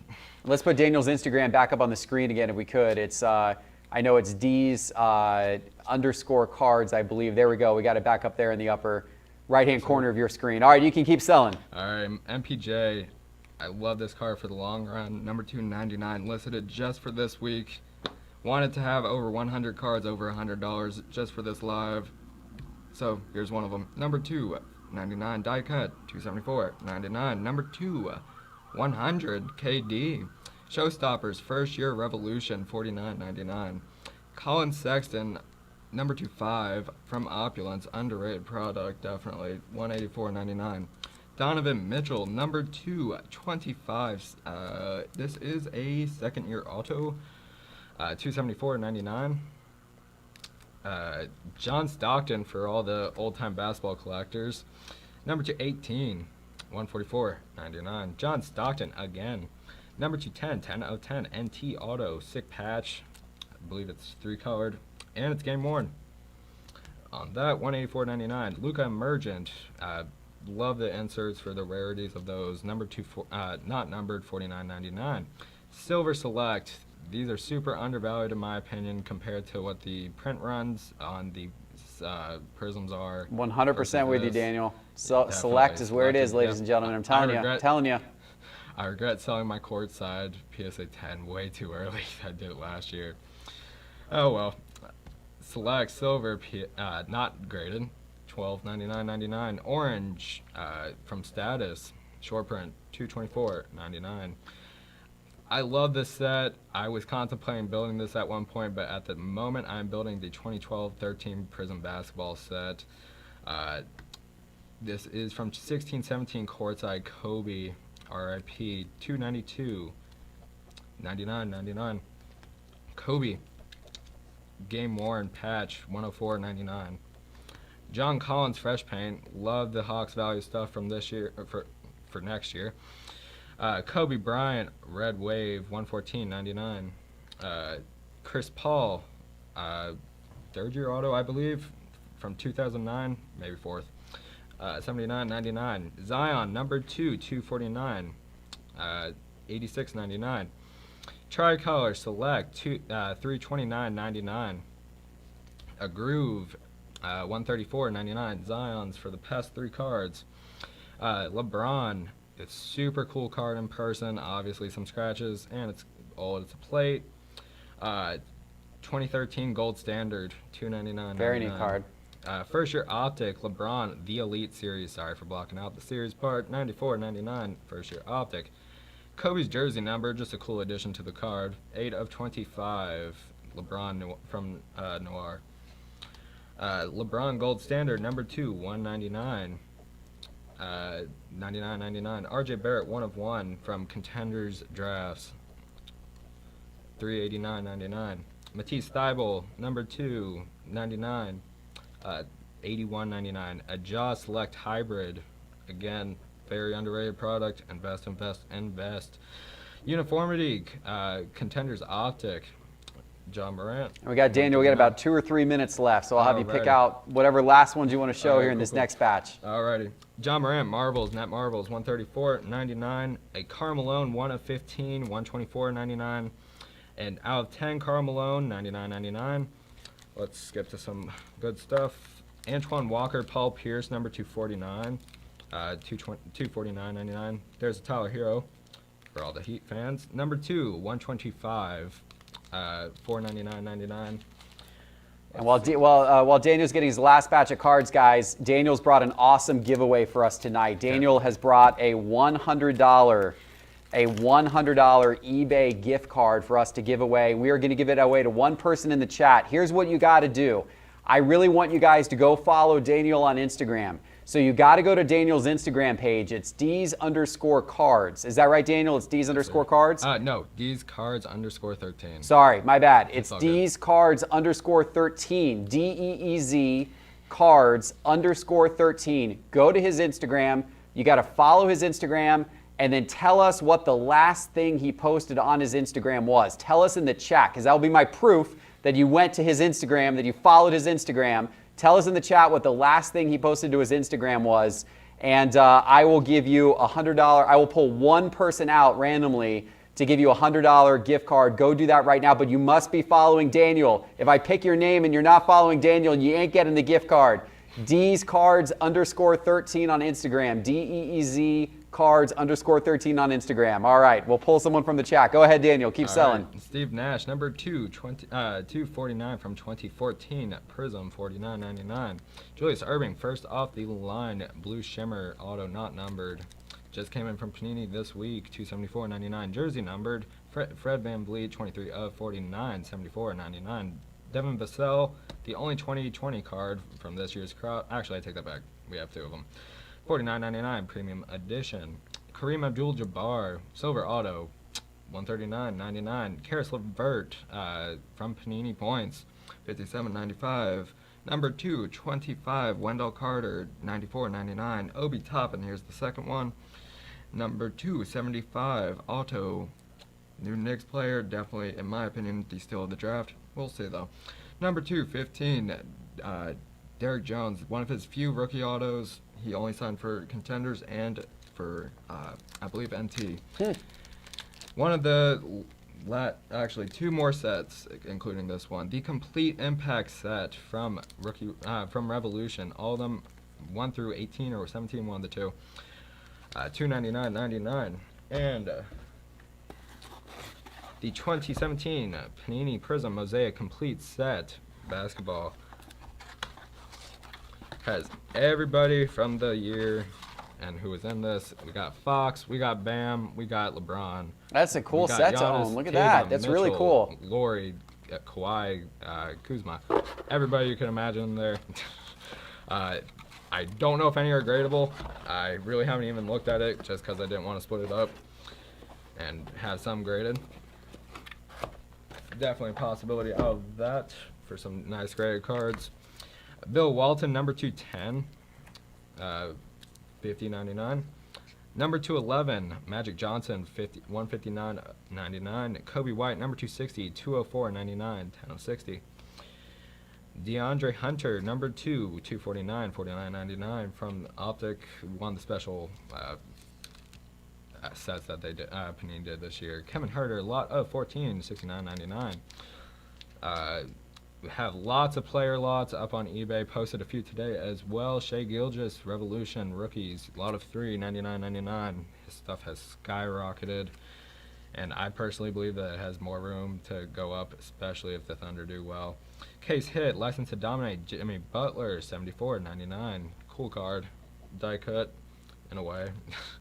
Markelle Fultz, I believe that he'll do super well as the new starting point guard, I believe, of the Magic with DJ Augustine gone. Number 2, 79. Markelle Fultz, 99.99. Bol, number 2, 199. 77.99. Trae Young, this is what I was looking for. Number 239. Black Velocity, Cool. second year, 324.99. Very cool. OG Anunoby, number 2, 135. 71.99. Sekou Doumbouya, another investment of mine. Most of his Prism stuff. Level 3, 77.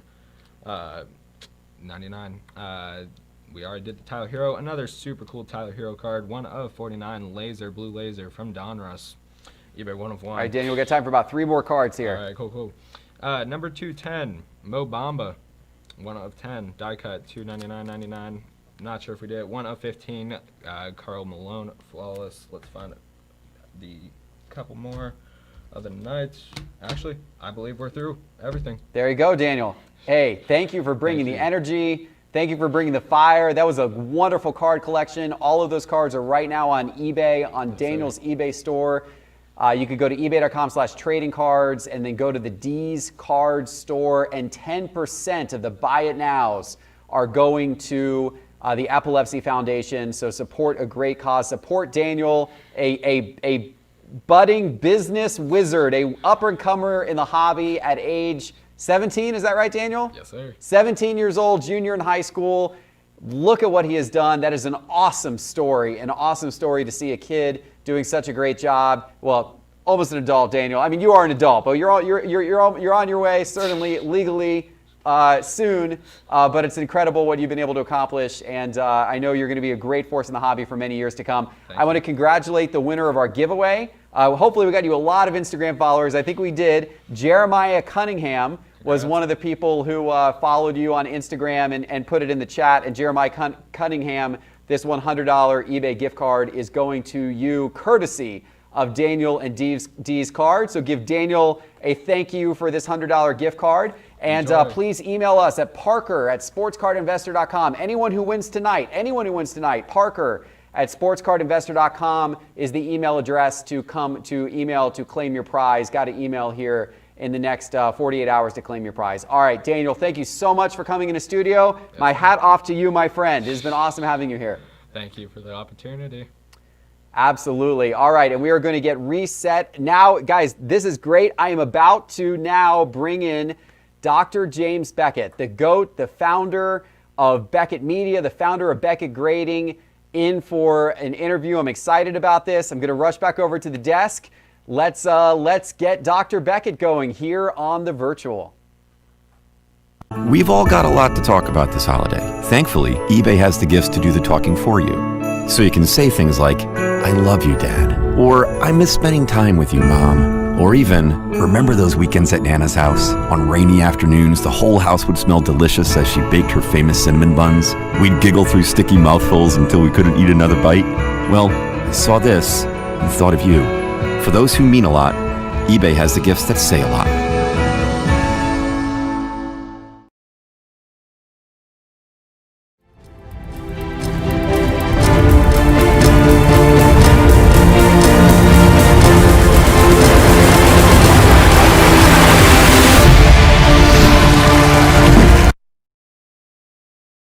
Dr. Beckett, it is an honor to have you back on the Virtual Sports Card Con. Thanks for joining us again.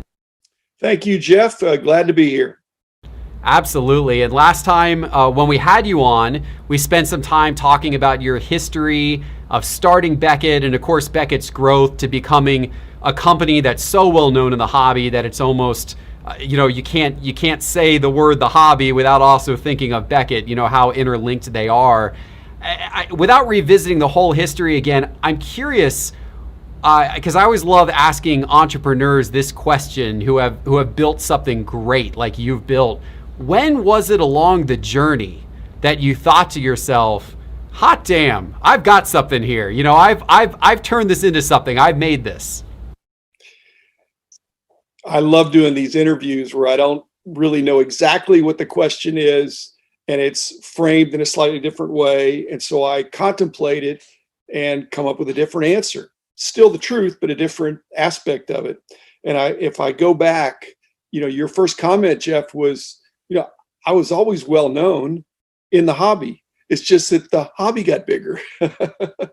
And I was in the thick of it really from the beginning, even probably in the early 70s. But I thought about several different, the easy answer that I gave in one of my podcasts was that the turning point was in 79 when the first book came out, and it was an immediate sellout. And I thought, you know what, I've got it made. I'd achieved tenure. I'd earned tenure at a university. I really enjoyed the students. I enjoyed my fellow professors, had a great life, was single at that point, had a great collection. And the first Price Guide book was an immediate hit, and I knew I'd made it. But that's the answer I've given in the past. You've helped me to construct a better answer. And that is that in 1979 wouldn't have happened if I had gotten my cards and sold them to Gervis Ford, because I was dating a gal in college. And I thought, I need some more money here. I'm poor. I'm working these extra jobs. Still don't have enough money. So 69 made 79 possible.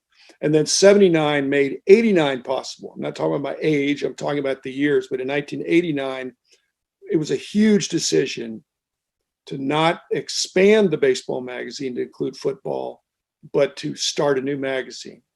Everybody said I was crazy, but it was one of the very best decisions I ever made. And then in 99, it's hard to not think that starting BGS was a huge turning point, because it's been a big driver for the company for my successors. So years that end in 9 sound like they're major decision points in your career. Well, maybe I put it on hold here, but no, 2009 and 2019, that's still pending. Some of those things, Jeff, as happens to some of your other entrepreneur friends, is the recognition can be in arrears. Yeah. You make these decisions. It isn't always a big hit immediately, but you look back and you say that was a pivotal point. But in 79, I really did think, yes, I have made it. I have a claim to fame, something that I'm going to enjoy for the rest of my life. And it was true. It was great. So there were big news a couple weeks ago, I know, or not even a couple weeks ago, I guess a week ago. Obviously, one of your legacies with Beckett was starting Beckett Grading Services. And the company that you would go up against and would fight for market share with, PSA, the big news about them being acquired by a private equity group led by Nat Turner, who's a prominent card collector. What are your thoughts on that news? This morning's podcast of mine was about that, just 10 minutes, but it basically was looking at it from a bunch of different angles. And I'm hard pressed to figure out how this is not a good thing.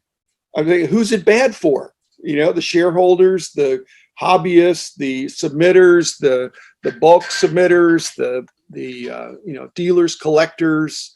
I think it's good for the hobby. So I'm looking forward with great anticipation to the new ownership. I'm glad they kept Joe Orlando in place. I think that's, I'm a little sensitive from my experience and some of my friends that when you come in and there's a buyout, sometimes there's some big changes, and I don't think they're going to be big changes. I think there's going to be big innovations and big improvements with the energy of bringing in a very passionate and knowledgeable owner who really cares about the category. I'm very excited.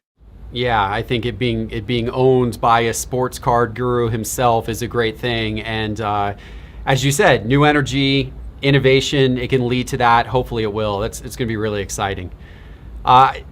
Jim, I can't help but notice the background you have behind you here. I know what this is because I had the honor of having dinner at your house one night. You invited me there, and I saw just a little bit of your amazing sports card collection. You've got so many Hall of Famers that you've collected over the years.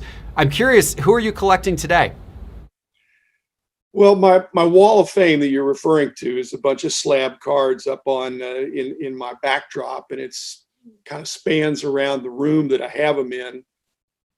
And it's probably 1,000 cards. I used to do it by sport, and then a few years ago I switched it to be just alphabetical by the person, by the celebrity, because my friends are not necessarily baseball or basketball or football. They're just sports fans in many cases.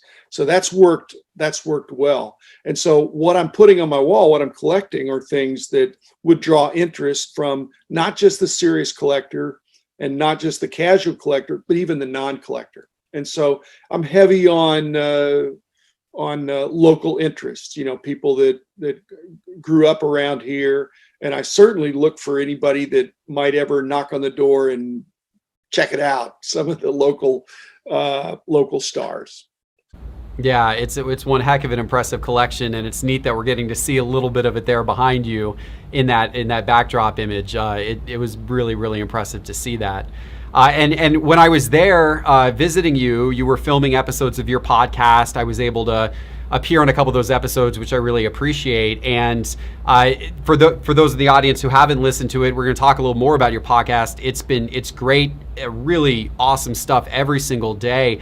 An episode you put out recently that I thought was a very timely one for people to hear about, especially, as you said, a lot of my audience is into the modern cards, into basketball cards, is you talked about the fallacy of just kind of dismissing this year's basketball rookie class, which a lot of people seem to kind of be doing, because you don't have the big Zion, type player who people are excited about going into this year. Share your thoughts with the audience a little more on that. I know this is counterinstinctual, but the hobby's been too easy for the last 6 or 8 months. I mean, the only decreases that we've seen are things that had so wildly increased before that you're still looking smart over the last 12 months. If every class is better than the one before, that sounds great, but that can't happen forever. So there needs to be this dynamic element if you're not sure what comes next. And so, and there will be a breakout star, whether it be a huge breakout star or not, we don't know that. But there probably will be. And so this instant gratification that people have gotten accustomed to is not healthy.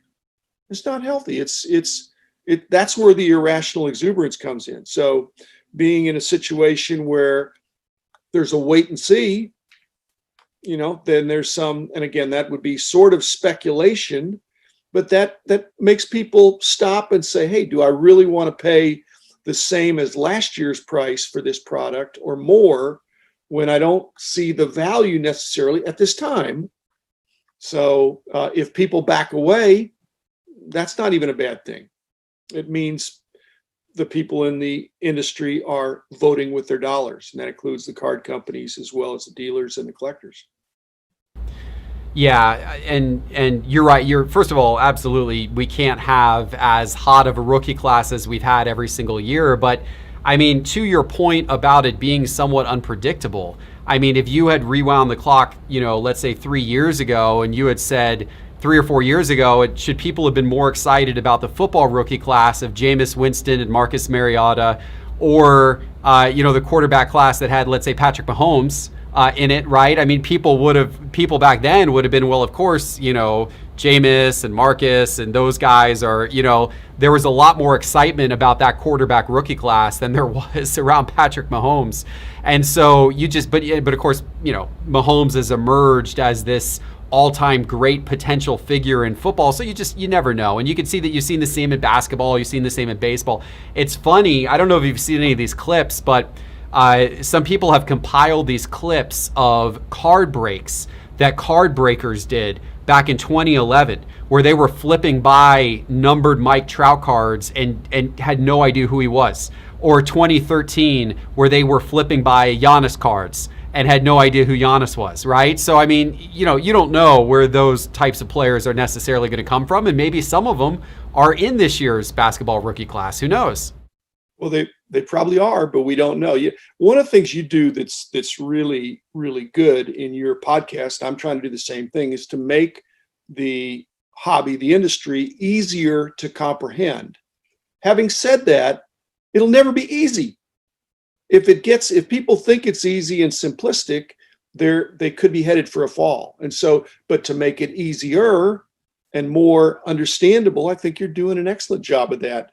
You've got a niche that you've carved out that's well, you're going where the interest is. That's a really good thing. I feel like in my background, I was trying to cover the whole landscape, and I'm comfortable doing that.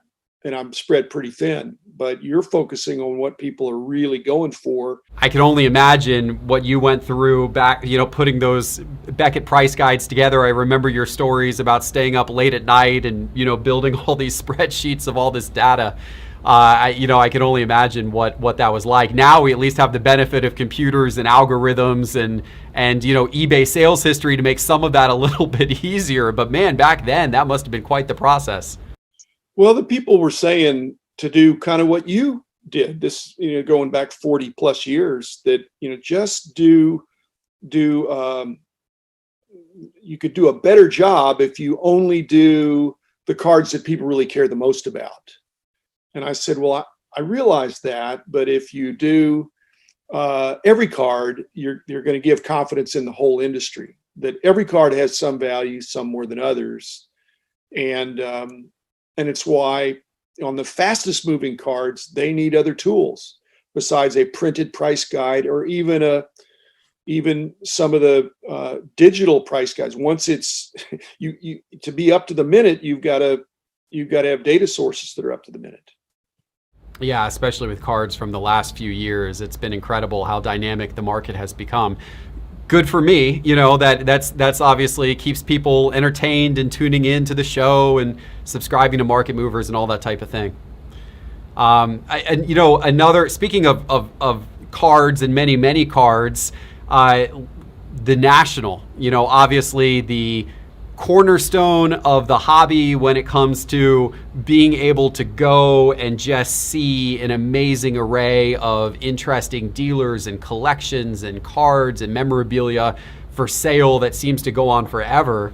We're all hoping that the National is back in person as it is planned to be in Chicago. I want nothing more than to be able to go there and meet a lot of people watching the show and do some shopping myself. I thought your podcast on that facet was interesting recently. You were kind of theorizing about maybe there's the need for the National to be in more than just one city once a year. What are your thoughts on what an ideal future for the National could be? Well, kudos to you for showing that part of the National or any show needs to be some of these not webinars, but presentations and making people that are interesting in the industry available in a format that people can receive, whether they're there or not. I mean, your podcast was birthed in a corner of the National. Okay, so being there is important, but people who aren't there also care. So you've really moved toward that element of any future National ought to have a virtual component. So again, hats off to Jeff Wilson. The second thing, though, and the final thing is, in the interest of moving it around the country, and there's some different things that are controversial about raising some prices or doing some things like that to make more venues possible. But I'd really love to see it twice a year and rotate around. And I think it was twice a year. And so in my podcast, I used reverse psychology to say, let's do 4 times a year. And we can settle on 2. So I like that. 2 Nationals a year, 1 in the winter, 1 in the summer, and rotating them around, and probably reducing the footprint just a little bit, at least for one of them. That would be great. That'd be great. And again, the virtual component. So I think we're going to have a National in Chicago, and I think it could be the best one ever. I sure hope so. I really do. I was so excited about the one this past summer, but obviously, Mother Nature had other plans for us, or whoever you want to blame for it. I'll just blame Mother Nature to get to stay politically correct here. Hopefully so. I really hope so. But I love that idea. I think the more, the more within reason, the better. I would love to see multiple going forward. I think the hobby, certainly right now at least, the hobby is hot enough to support it. Well, these topics obviously are the types of things, as well as so many other topics you're talking about on your podcast. For those listeners who haven't had a chance to listen to your podcast yet, how do they find it? Apparently, it's hard to find. I realize when I've been interacting with my listeners that I have 0 unintelligent listeners. They're all smart. I've got a lot of other podcasters that listen in, and so when I get correspondence from people, they're thoughtful, they're collectors, and they enjoy the podcast because it's short. It's Dr. James Beckett, Sports Card Insights. And I told you, I thought about making it be about investing, and I thought, well, that's part of it, but that's not the whole thing. But Sports Card Insights, I give kind of my full name to distinguish between that and something that's sponsored by Beckett Media. But it's a daily fun thing to kick out a topic in 10 or 12 or 15 minutes, keep it short, and enjoy the feedback again. Like I said, I'm not on social media, so people don't easily find me, but when they do, they seem to stick around and enjoy the episodes. They're all bite-sized chunks, so there's a kind of, you can see from the title what it's going to be about, and you can say that sounds interesting or not. So not really doing it to build. I already built a company. I'm trying to never be an employee again and never have an employee again, just to be a regular guy that's enjoying having some voice. And so when people spread it out and share it, that's great. But it's given me a chance to record some oral history with some really fun guests. Like I said, there's a lot of really sharp people in the industry, and so it's fun interacting with them. Been a great ride. And you are covering such a wide variety, which is, if someone really wants to educate themselves on different years, different eras, different sets. I mean, there's so much wealth of content you're putting out. It's awesome to listen to. I'm approaching 500. I just started. I'm approaching 500 different episodes if you count the small ones. And just let me leave it with this. Your podcast is excellent. I'm doing my best, but there are many more than just 2. Mm-hmm. And so, but you have your niche, I have my niche, and there's so many others that are, I'm having trouble keeping up with all of them. I don't know about you, but and I can't get rid of because they're good. They're good. So again, we're blessed in this hobby to have a lot of passionate people that are knowledgeable, that are willing to share their knowledge. I mean, podcast is a cool format because it's the base model is essentially free. Dr. Beckett, thank you so much for joining us again. We really appreciate it. Thanks for being part of the virtual holiday. Thank you, Jeff. Keep up the good work, and blessings to you and your family. Appreciate that. Same to you, sir. Take care.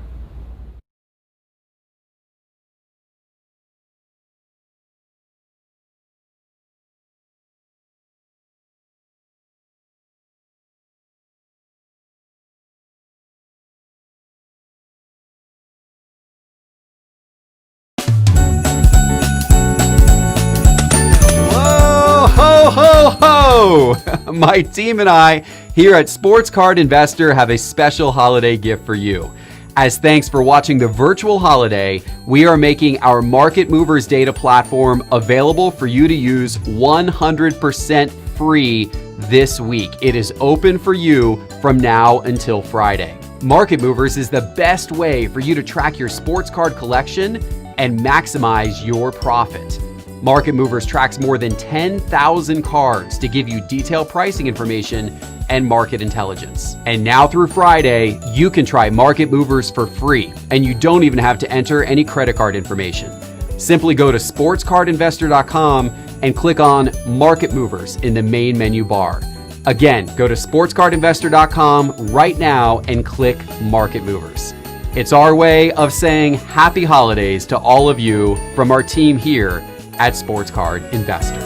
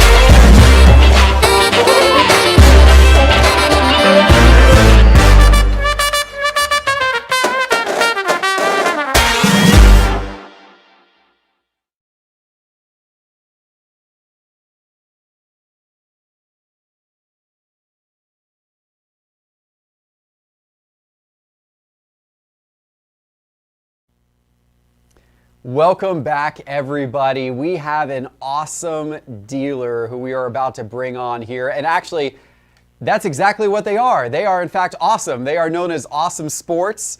They are a huge wax dealer, and they are doing you all right tonight with some awesome wax deals. I know a lot of you out there like to invest in wax, and I know a lot of you out there like to buy wax and rip it, just like I do, just for fun, just to have the fun with it. And we're going to give you the opportunity to do that tonight. Now, there's a lot of rare wax. There's a lot of high-end wax that we're going to be looking at tonight. So this is going to be a really fun way to end the virtual with these dealers. And then, of course, and I will remind everybody, after we get out of these dealers, we're going to bring on Darren Rovell. And then Darren Rovell is going to do our box break tonight at the end of the night for those of you watching. So, and we got some other giveaways to give away too. So there's lots of great stuff that is coming your way now. So without further ado, let's go ahead and connect with Awesome Sports, and let's bring on Tony and Jimmy.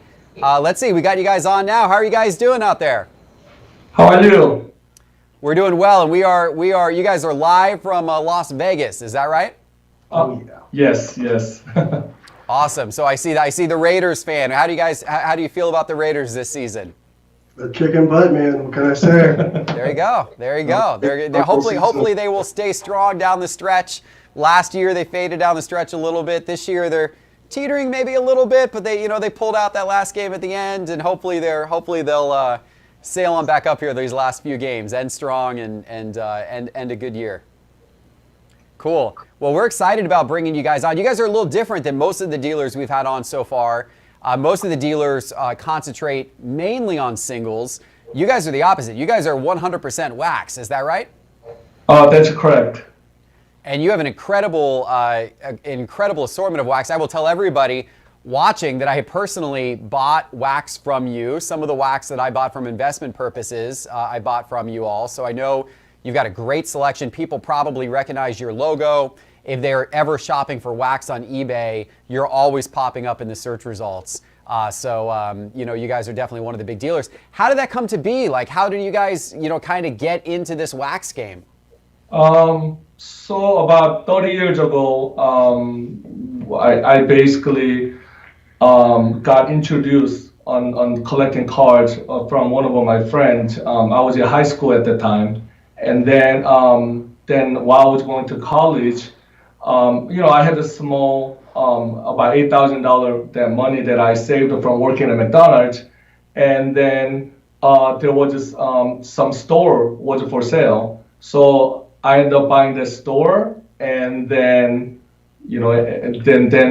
just starting to collecting and buy sell boxes and singles and stuff, and then after I wanted to do further different basically my career, and then I ended up closing store, and after that I had such a passion for sports, and then because I had the experience of the dealing with the single and boxes both, and I decided box and cases are better investment, so I decided to just collecting and just start to put it away, box and cases. Yeah, and you've done an incredible job of that because you got a great selection now, a great assortment, which we're going to see here in just a minute. And, you know, I agree with you. I did a whole episode a few weeks ago on my channel, maybe about a month ago, where I talked about my #1 investment right now, and I talked about sealed wax, and I said that sealed wax. I saw it.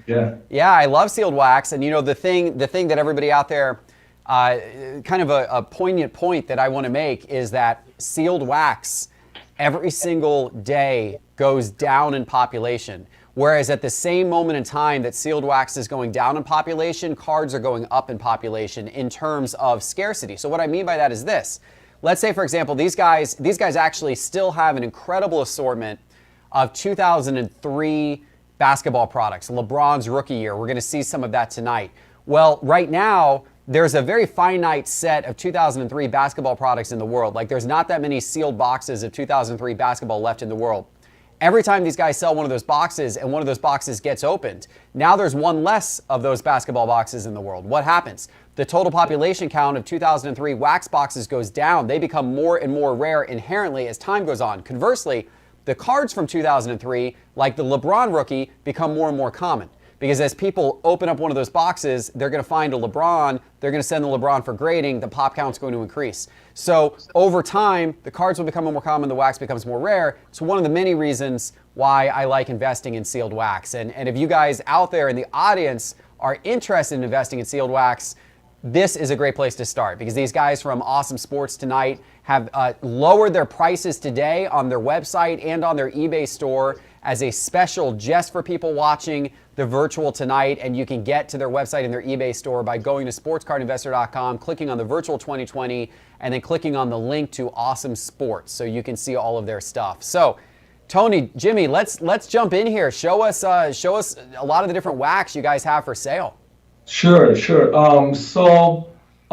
Today we kind of decided, since we do have 100 different SKU of a product, we have decided to just narrow it down to basketball compared to other two sports because we believe basketball is the hottest the collecting sports out of other sports. So we, since we have a limited time, we're going to introduce more focus on the basketball.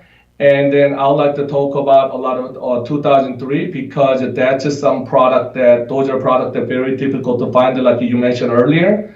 And then we probably going to talk about a lot of Prism and Select product because I think that they are the top two product in the industry right now. So if I may, I'd like to start with some of the, so this particular product is a 2003. So first of all, 2003 is the LeBron James rookie year. And then this is Upper Deck SPX basketball. Some of a new collector that jumped in the industry, they might not familiar with the company Upper Deck, but Upper Deck was actually the company that was making basketball product all the way up to 2009 or 2010. And then they actually, interesting part of it is that you guys may think when you guys open a lot of this Panini product, you guys notice where there's no Michael Jordan card or LeBron autograph card. So in the basically Upper Deck, in old days, what they did was they got lifetime exclusive contract with Michael Jordan and LeBron James. So because of that contract, when Panini got the NBA license, they're not, they can make their cards, but they cannot make any their autograph the cards.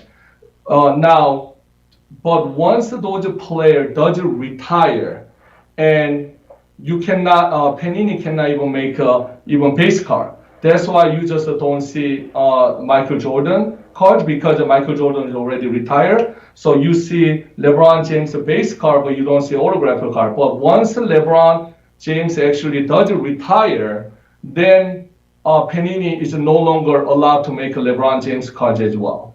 So that's a kind of interesting fact. So that maybe LeBron base card might be worth money one day because after LeBron James retire, then there's going to be no longer LeBron James card made by Panini as well. You're dropping some knowledge on the audience tonight. That's really tricky to think about. That's really good to think about, because right now when you open up a box of Prism, you of course find Magic Johnson cards, and you find Steve Nash cards, and you find all of these, former players. But you're right, you never find a Michael Jordan. And so what you're saying is a few years from now, you may never find a LeBron James again in any, Yes. in any mainstream basketball product. That's correct. So right now, I'm sure there's a lot of Michael Jordan fans out there. Also LeBron James. If you want to get any Michael Jordan card, you have to go back and order Upper Deck product. That's the only way you can actually get Michael Jordan cards, any kind of personal autograph cards, or LeBron James any autograph cards. It's the only way to get it is you have to open Upper Deck product. And then 2003 is a very interesting year because that's actually first year LeBron James rookie year. And then, so if I may introduce some wax from 2003, this is SPX basketball, and then this has LeBron. This is an Upper Deck product, so you can get Michael Jordan autograph, and then Michael Jordan cards in here as well. And then this is another Upper Deck product called the Triple Dimension Basketball. So if you are just kind of beginner, Triple Dimension Basketball is kind of a good to start, because although 2003 basketball product is very expensive, but I would say Triple Dimension is most affordable the box you can actually buy from 2003, and then you still do have a chance to get Michael Jordan autograph and LeBron James rookie autograph. And then they also have this parallel card on the base cards where they have like this gold and purple number 50, 100. So this is a pretty interesting product. And then very affordable compared to any other 03, 04 the basketball. And then this is another Upper Deck product called Game User Basketball. And then this is also another Upper Deck product called the Finite Basketball. And then now this product is called the SP Signature. But you kind of notice how this is white tin and black tin. So back then in the 2003, when you get 24 of these tin per case. Now, when you open the tin, you do get actually white tin and black tin. But with my actually opening experience, white tin is far less than black tin. So there's actually black and white tin for LeBron James and then Michael Jordan both. Because of this is very collectible, this white tin always carry more premium because of this is much difficult to get than black tin. And then this is another Upper Deck product called Upper Deck Legend. This is so any these Upper Deck product, you do get some sort of a LeBron James and Michael Jordan autograph cards.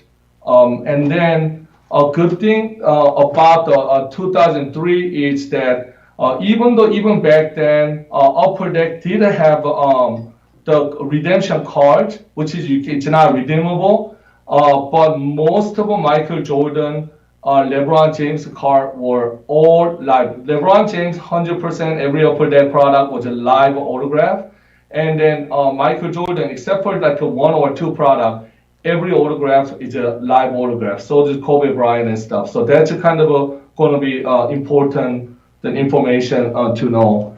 And then this is another Upper Deck product called Sweet Shot, and then this is a product called Upper Deck Ultimate Collection.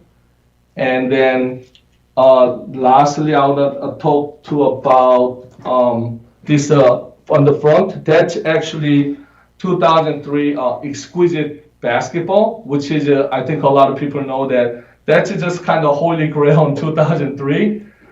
Recently, one of auction, LeBron James rookie card sold for $1.8 million. And that's the word you can get that, the LeBron James rookie card that it's worth $1.8 million. Now, how much does a box of that go for right now? How much are you selling that for? So we have that box available for, I believe, $60,000. We actually had some cases that we sold for. I mean, I can't disclose the price, but we sold for over $200,000 for the case. And then you get 3 boxes in a case, and then you get 5 cards per box. So technically, you get total 15 cards in whole case, and it's basically going. I wouldn't surprise you go for about $300,000 right now. So you're paying basically like $20,000 per card. Hey, if you like to, wow, can you imagine opening that up and getting like, your common players from 2003? It would be like, but that's the same thing, really, honestly, as walking into the high stakes room of a Vegas casino and putting $60,000 on the roulette wheel. I mean, that's really what it is, right? If you buy that box and you pull that LeBron out of that box, you have hit your number in roulette, and it is a payday, and it is time to go get yourself a nice glass of scotch and go to the nice steakhouse and have a little celebration, right? But most of the time, it's not going to end up that way. However, just the allure of that, and there's enough people in this world that are crazy enough to drop 60 grand just for that chance. And so, holding the box sealed, it's always like this absolutely amazing rush of a slot machine pull that somebody could want to do at some point in time. Yeah, absolutely. I'm not going to open it today, but back in when it first came out, that was actually very expensive. Obviously, highest price at the time. I think manufacturer cost was $1,000. We had to pay like $1,100, and we thought that was crazy. 5 card, $1,100. So I want to see what it's made of. So I went ahead and then I opened 1 box at paying $1,100, and then I did pull the LeBron James rookie cards out of that 1 box. You did? Yeah, so I mean, it's not actually those are RPA, but it was a one-off, a number 275. Wow. And then I think that they're going for about $300,000 right now, and I still have it. And so, wow. you definitely that's possible. Back then, I didn't think I hit a jackpot, but yes, that's definitely possible. Now, is a lot of this wax that you have had since all back then, or is this some of this stuff that you've acquired from other people over the years? No, actually, on my 2003, I had it for 17 years. Incredible. So you had the foresight. Now, so many people today, I mean, most dealers have the attitude of, we need to move product, right? So most of the big dealers, they're not really in the business of holding product. They're in the business of moving product. That's correct. What made you change your mind? Like, why did you decide, I'm going to stockpile all of this 2003 product for all of these years? So what happened was in 2003, I already moved on from the business side of a sports car. So I was a more collector. And then, so I was able to fortunate because like you said on the dealers, they have to continue to buy, sell to operate their business. But as a collector, you can pick and choose. That's a great thing about being a collector. And then it just, when LeBron came in the market, I really thought he's going to be one of a kind. I really did. So I was just buying, and then just decided just pretend. So like I'm sure you sometimes you feel the same way.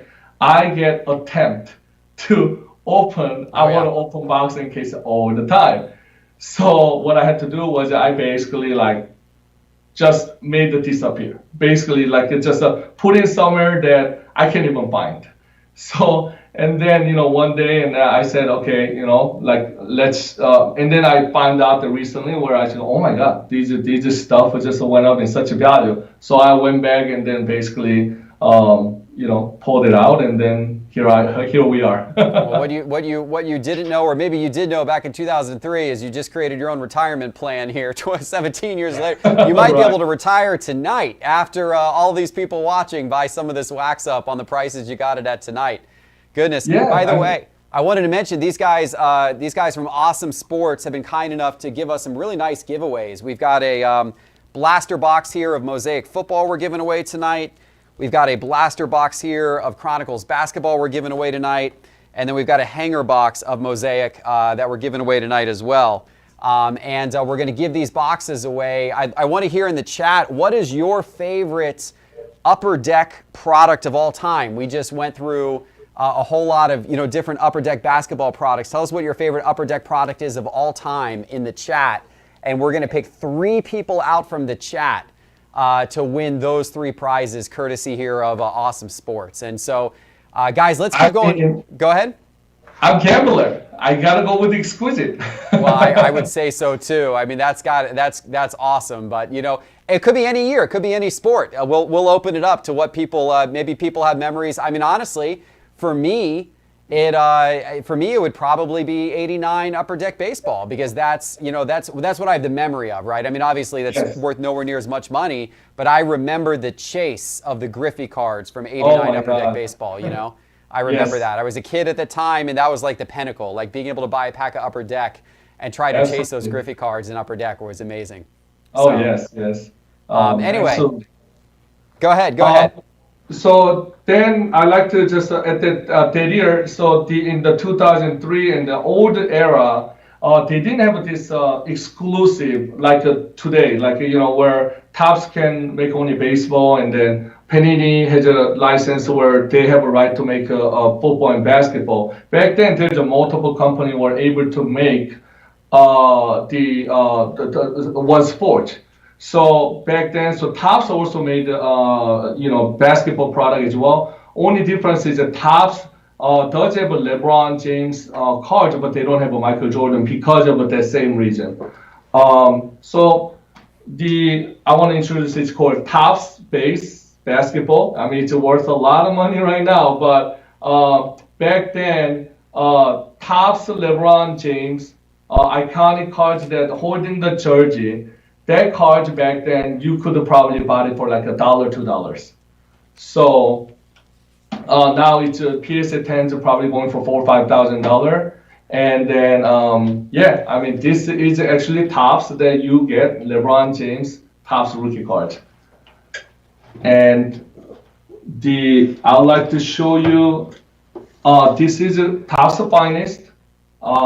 This is another nice product that Topps introduced. You get the refractor, and then you get those prism kind. Back in 2003, a lot of cards were made with the paper, but Topps actually did make cards. Even Exquisite, it's made with the paper. But Finest and then Topps Chrome is the 2 product actually they made with the prism. That kind of like a fabric on it. Coating. Yeah, plaster coating. Yeah, and then basically Topps Chrome is basically it's the product that it's a fan favorite. That's pretty much what it was for longest time. And the Prism basically took over Topps Chrome. So back then, Topps Chrome, when you get the silver card, that's what we call today. We call it refractor.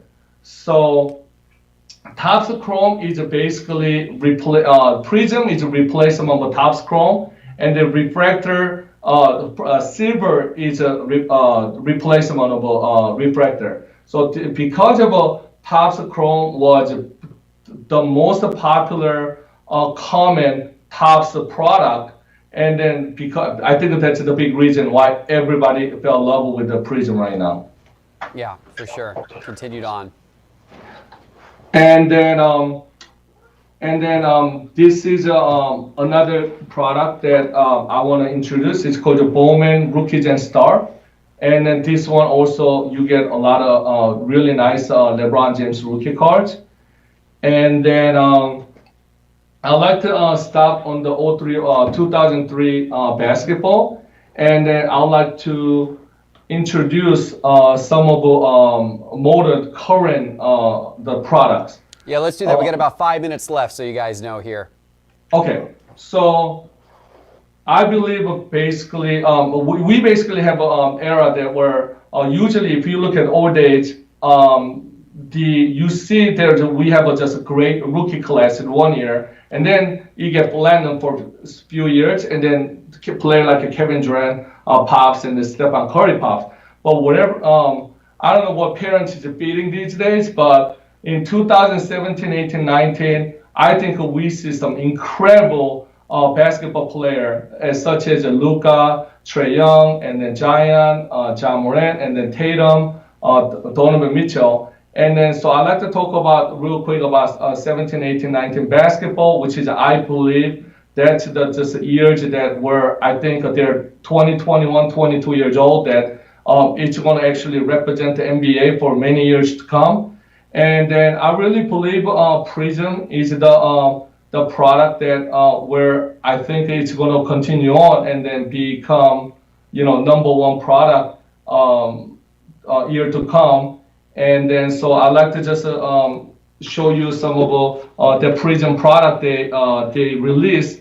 And then this is a 2019 Prism Hobby. And this is a 2019 Prism Cello. This is a great product for if you're looking for a lot of silver cards, because you get 12 silver, one basically silver per pack. So this, if you're looking for silver, this is the best product to open. And then there's the first of the line, and which is only you get one pack, but you get all the great insert. And this is a choice where it was available overseas. And this is a fast break. And then these are Mega, which is it was available in the Walmart and Target. And this is a hanger and then blaster, which is also was available in the Walmart and Target. And then I know Jeff loves the Select, so I have to talk about Select a little bit. Select is a great product. It is a great product. I still believe Prism is the number one. And then, but I think Prism and Select took over National Treasure spot, and then Select really become, very, very popular product. And then, unlike a Prism, this was a hobby only. You don't get any cello and retail or blaster or anything like that. So it's a much more limited. So I know why Jeff likes to Select, but I still, it's just I'm just old school. I love the Topps Chrome. So Prism, I just all the way for me. But I have to talk about Select. I'm a Select guy. This is my hands down favorite. I love it, man. I'm addicted to Select, man. I busted open. You get so much nice color in Select, so many numbered cards, different levels. I love Select. And then these are 2018, which is everybody talk about. Luka, rookie cards, Prism, one's the first of the line, and the one's a hobby. And this is really hard to find, actually. This is a fast break Prism from 2018. I think I heard that popular, they made it much less than other variation. Very popular, very hard to get. This is retail again. And then this is cello. Again, if you're looking for a silver card, you get average. We open enough, and then to find out that you get actually about 16 to 18 silver per box. So if you're looking for silver, Luka or Trae Young, I recommend cello. And then I like to. So these are some of. So not only box, we also have a lot of seal case. As some of you guys know, seal case also always carry premium. The reason is that it's just all about supply demand. The seal case is as a year goes on, and then factory seal case is always it's most scarce than anything else. That's the reason why seal case is always carry a little more premium than loose boxes.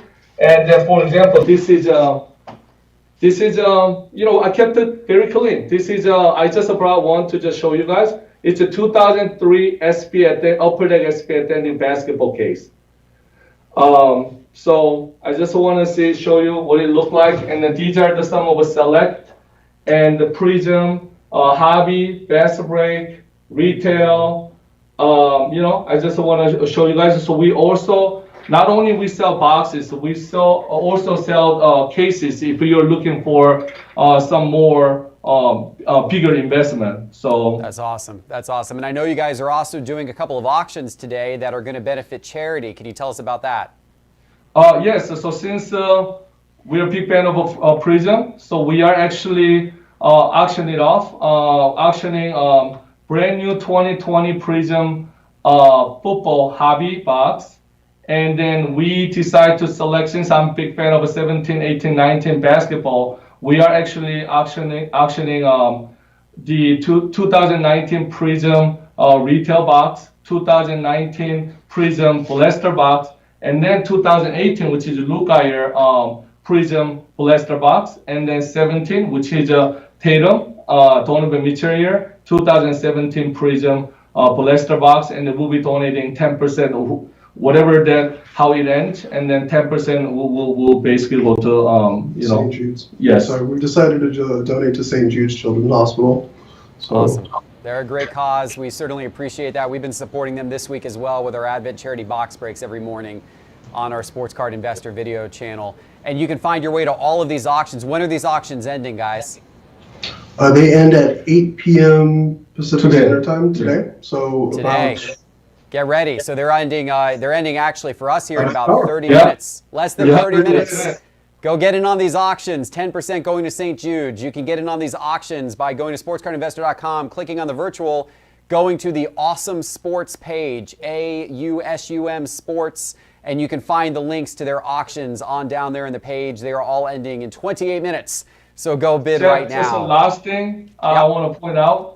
The reason we named the Awesome Sports is Awesome is actually my person's name. So I just want to point that out to you. Oh, very cool. Well, look at that. Runs in the family. We got to get him breaking some of this 2003 wax for you. Yes, he's a huge sports fan. I mean, he's a Seahawks fan because we are actually original from Seattle. Gotcha. Cool. Awesome. Well, while I got you guys on, let's announce the winner of our packs that you guys were nice enough to donate to us tonight. So first of all, let's do the Mosaic hanger box with your React Orange Prisms basketball Mosaic hanger. That is going to Matthew Snyder. Matthew Snyder, congratulations. In the chat, he said hands down his favorite Upper Deck product is 2003-2004 Exquisite. Makes a lot of sense. The next product is the Chronicles blaster box that you guys gave us, and that is going to go to Joe Russo. Joe Russo from the chat. And then the final product is the Mosaic football blaster box, and that is going to go to Shane Coaperi. And he, like me, is a fan of 89 Upper Deck baseball. So congratulations to you, Shane. So those were the three winners tonight. If you won anything tonight, please email parker@sportscardinvestor.com to claim your prize. And in just a few minutes, we're going to have Darren Rovell on, and then we are going to be announcing the winners of the box break tonight. There are going to be 61 of you out there who are going to win spots into an incredible break tonight, including a box of 2017 Prism basketball first off the line. That's going to be a very special box to open up here in a few minutes. Tony, Jimmy, thank you so much, guys. Tell everyone once again how to find you. It's awesomesports.com, is that right? awesomesports.com. You can find us on Twitter at awesomesports, spelled the same. Same with Instagram and Facebook, just AUSUM Sports. And then eBay, same thing, right? Yeah, eBay, same thing. Yeah, and awesome is AUSUM, so make sure you spell it that way.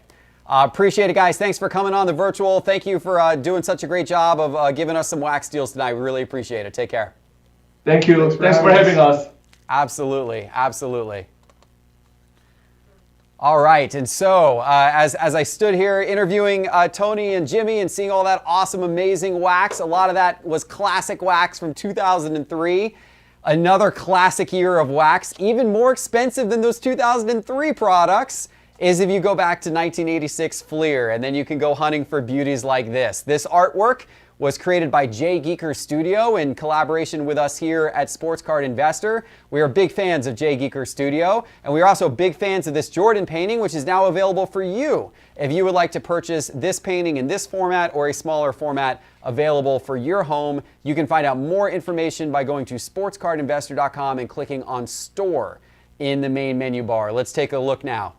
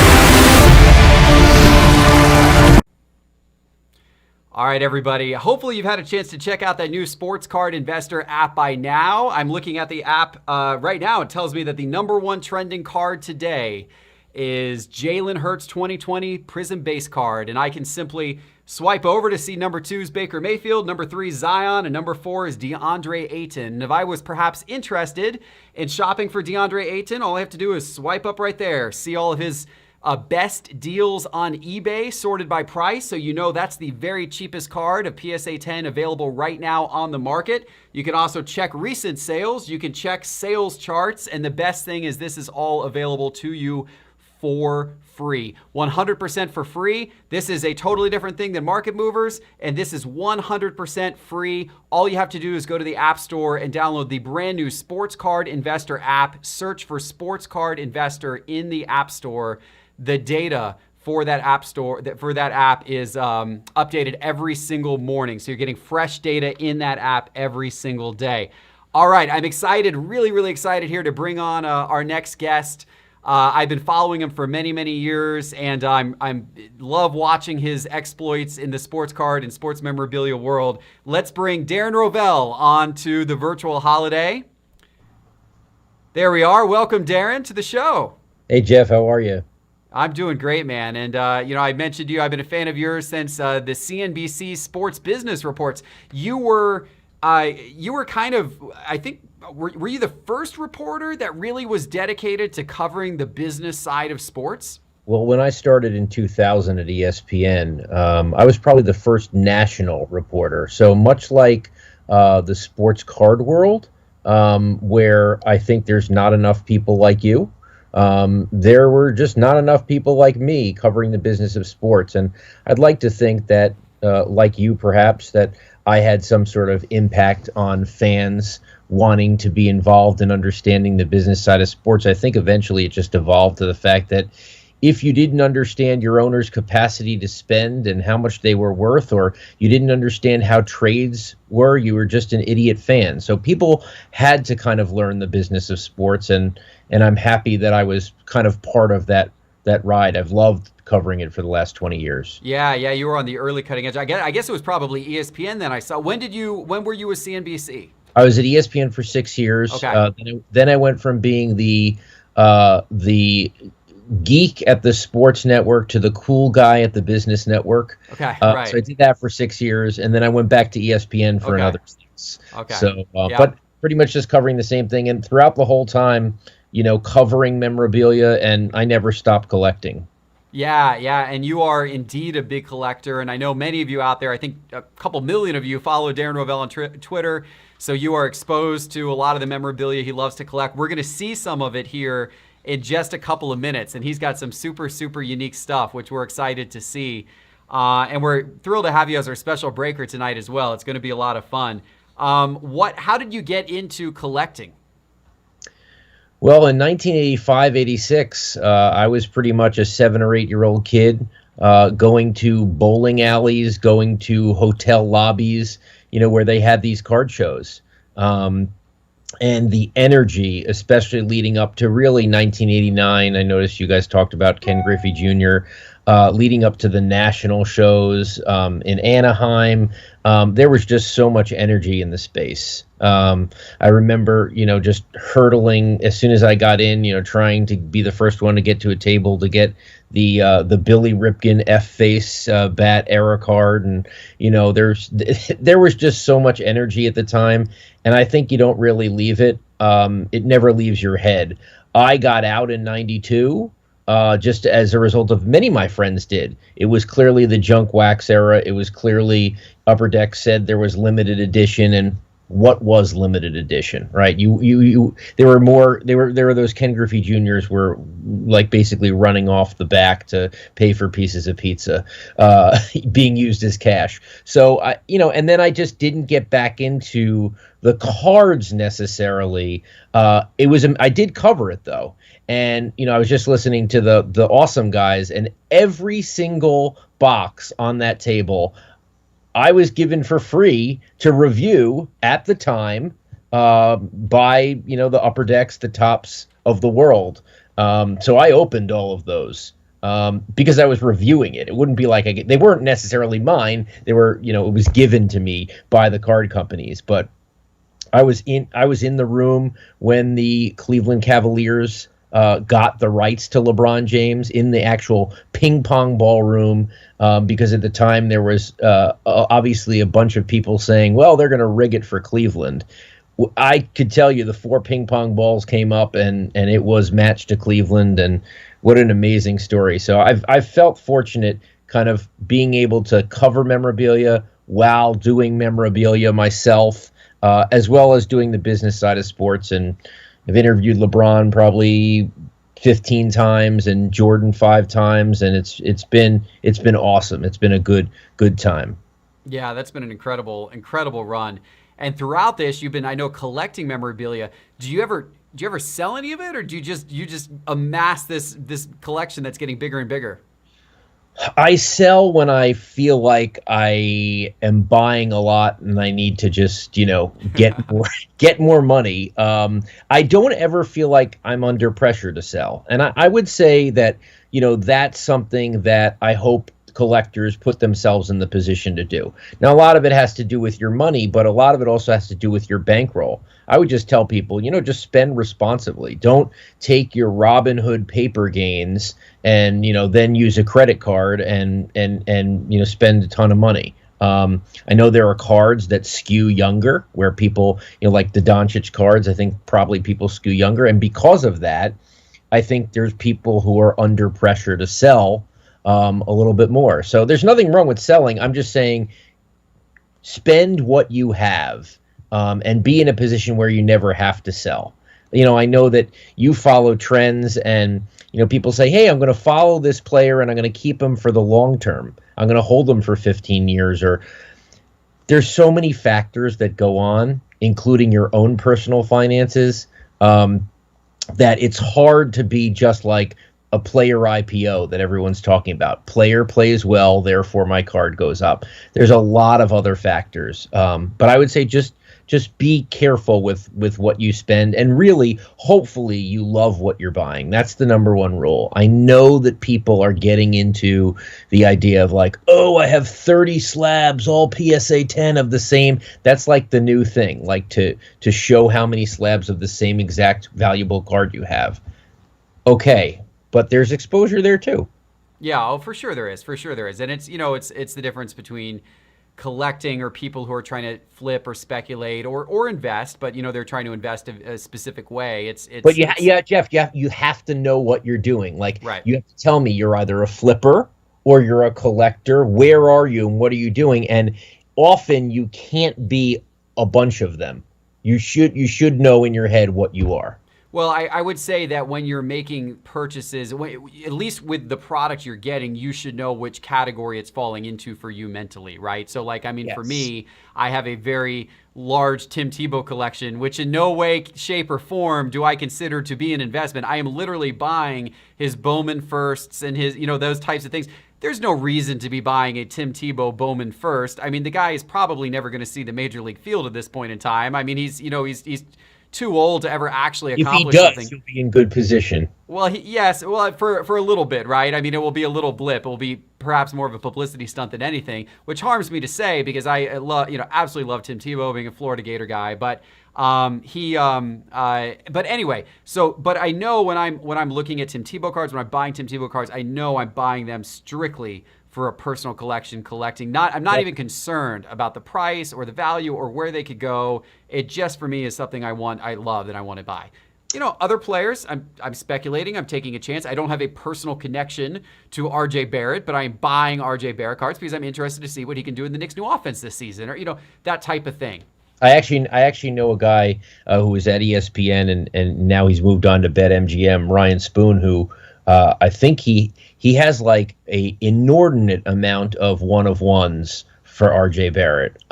Just some really cool things. I like the idea of like going all in. I'm not saying, hey, you shouldn't have stacks. I love collecting certain players. I would say if you're going to diversify, you should look to diversify in other things like tickets too. Just so that you can have something else. Like I have, Kobe. And one of the reasons I was pretty close with Kobe, I had a great relationship with him, and I have I don't know if am I showing That's up? That's awesome. Yeah, those look great. Wow, yeah, look at those. So it's his final game signed by him. I think the total population is 18, and I bought 2 of them because I felt like I wouldn't be able to sell one if I needed to, but. Wow. I needed to hold on to them. So I like tickets. I try to do tickets. I do a little Black History, believe it or not. I do checks, a lot of checks. I love checks and the stories that checks sell. And I just started getting into video games too. So I'm kind of all over the board. I like to be that way, kind of diversified. And that's what makes your Twitter feed so great. If you follow Darren Rovell on Twitter, you're going to see a smorgasbord of different types of collectibles, and it's great to see. I have traditionally concentrated just on cards, but I mean some of the stuff you show sometimes, like those 2 tickets.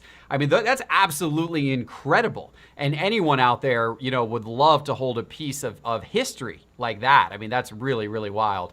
Since you started showing that, you got some other goodness there to show us? What do you want to see? Do you want to see some checks? Do you want to see tickets? Yeah. Should we go more on tickets? I'll give you a couple. Do a little of both. So this is the Jordan shot from 1982. Wow. It's a beautiful ticket. In the final game, with the North Carolina. Wow. Yeah, the fact that PSA grades them, I think, makes them almost like cards. They're collectible. Right. They're art. They're pieces of art. This is a crazy one. I mean, when I bought this, my mind was like, but this is Jesse Owens becoming the fastest man in the world in front of Hitler. Wow. 1936. Wow. The highest graded 8. So that's a cool one. With cards, I like to go. With cards, I go oddball. So like, I love to do crazy ones. This Santa Claus card. Nice. And a pro set, right? Yeah. Yeah, pro set promo, they made a Santa Claus in 89, 90, 91. This is the one you couldn't get in packs. It was from dealers. Mm-hmm. Try to go on eBay and buy this. This in a 9 I bought this on eBay recently. I think I paid like $220. The 10 is like $1,000.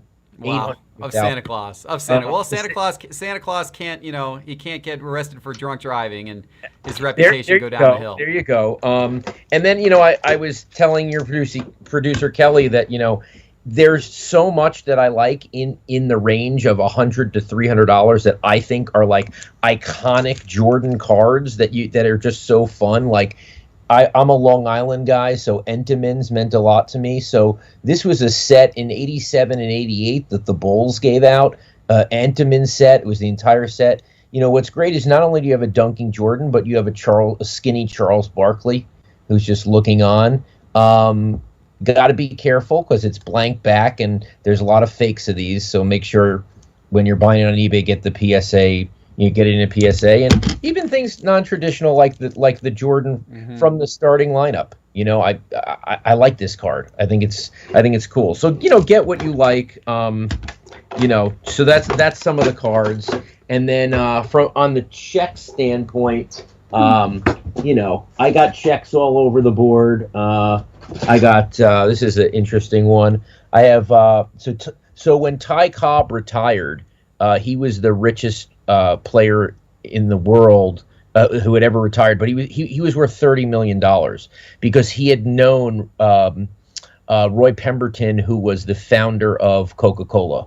So this is a check for him made to Coca-Cola bottling. It's a nice Tyrus Cobb. I like the fact that when guys are signing checks, they don't realize that they're signing checks. I mean, they do, but hold on, gotta get this because I got it. Well, maybe I have it in here. This is a crazy one, Jeff. So this is the Vince Lombardi. Wow. Vince Lombardi paying Nick Bollettieri, so the most famous, football coach in the world, paying the most famous tennis coach in the world for a tennis lesson. Wow. And what's so great is, as a geek who loves the story, I called up Nick Bollettieri. I'm like, what was this about? And he's like, 1964. We were in Puerto Rico. I was the tennis coach for the Rockefellers. Vince Lombardi came. I mean, it's a vivid memory. And it's just so cool that you have a collectible of the story. So that's why I love checks as well. Yeah, that's really, really neat. That's awesome stuff, Darren. Wow, very, very cool. Wow. Well, we are. This is a wonderful way to wrap up what's been a great 3-day event to see some of this stuff. It's been awesome. I want to ask you about what you're doing these days because I know you've gotten heavy into the sports gambling side with Action Network. I know you've become part of that, and I'd love to hear about that. And also some of the parallels. Are there parallels between? Oh my God! Sports gambling, what's happening in the sports card industry, that type of thing. Yeah, huge parallel. So I left ESPN. I joined the Action Network. We're basically like the best in data. We're much like you, where we collect data. We have 25 years of gambling data, and we use that to people subscribe to our app, and people don't want to go into gambling dark. And in a way, having been at CNBC for so many years, I realized that there's a lot more information to gamblers on sports than there is to investors for stocks. Companies only have to report 4 times a year. There's so much more information on sports teams. It's publicly available. And so, we give you a little bit of the edge through data. When COVID happened, and the memorabilia world took off, we certainly knew that there was one of the reasons why, especially from March to June when nothing was happening in sports, from a mental standpoint, I think one of the reasons why memorabilia took off is that being on eBay, competing in auctions, gives you an adrenaline rush that is much like being a fan. Mm-hmm. Like, it is shown that if you are a fan, your endorphins actually, sometimes you're actually mirroring what the player is doing on the field in terms of your actions and your muscle twitches and this and that. And I think auctions replaced some of the want that people had to be a fan, and it also replaced for gamblers to take shots that they couldn't take. And so I think that there is a huge parallel. We had a show, The Buyer's Market, which now eBay is a part of, that just talked about Jordan and all these guys and collectors, and a lot of our gambling crowd moved over. So I think there's a huge parallel. Yeah. Absolutely. And so it's been so interesting. I think people want to take a shot and also learn about the business. And it's amazing the era of data that we have through Sports Card Investor, through eBay consummated sales. It just makes a lot of sense to people not only who are on Wall Street but people who are gamblers. Yeah, and our mission at Sports Card Investor is to make that data more accessible to everybody through things like our Sports Card Investor app, our Market Movers data platform, because the data is there, but it needs to be exposed in a much better interface so you can actually analyze it and understand what's going on, and that's what we've done with our app and Market Movers. You guys have done a wonderful job at that. I want to give a shout out to Bet Labs, which is a product of the Action Network. I'm a bit of a college basketball March Madness junkie. I've got a bunch of friends. We go out every March. Well, in normal times, go out every March. You did, yeah. And I would always use the Bet Labs product to break down trends on all of the teams so that we could, as a group, kind of collectively agree on the ones that we're going to bet on while we're in Vegas. Bet Labs is what I found out about Bet Labs after I took the job at the Action Network, and I had a guy take me through it, and I was like, this is insanity. Like, you can come up with your own quant system, just like you guys can come up with like what falls under certain factors. And on eBay, you can come up with, consummated sales or this and that period of time prices. I mean, you could basically drill down to when the wind blows 25 miles per hour in a Big Ten game, how many times what percentage of the time has the under hit, and then pull up, what games this week is the wind blowing 25 miles per hour. I mean, it's basically allowing you to be a quant.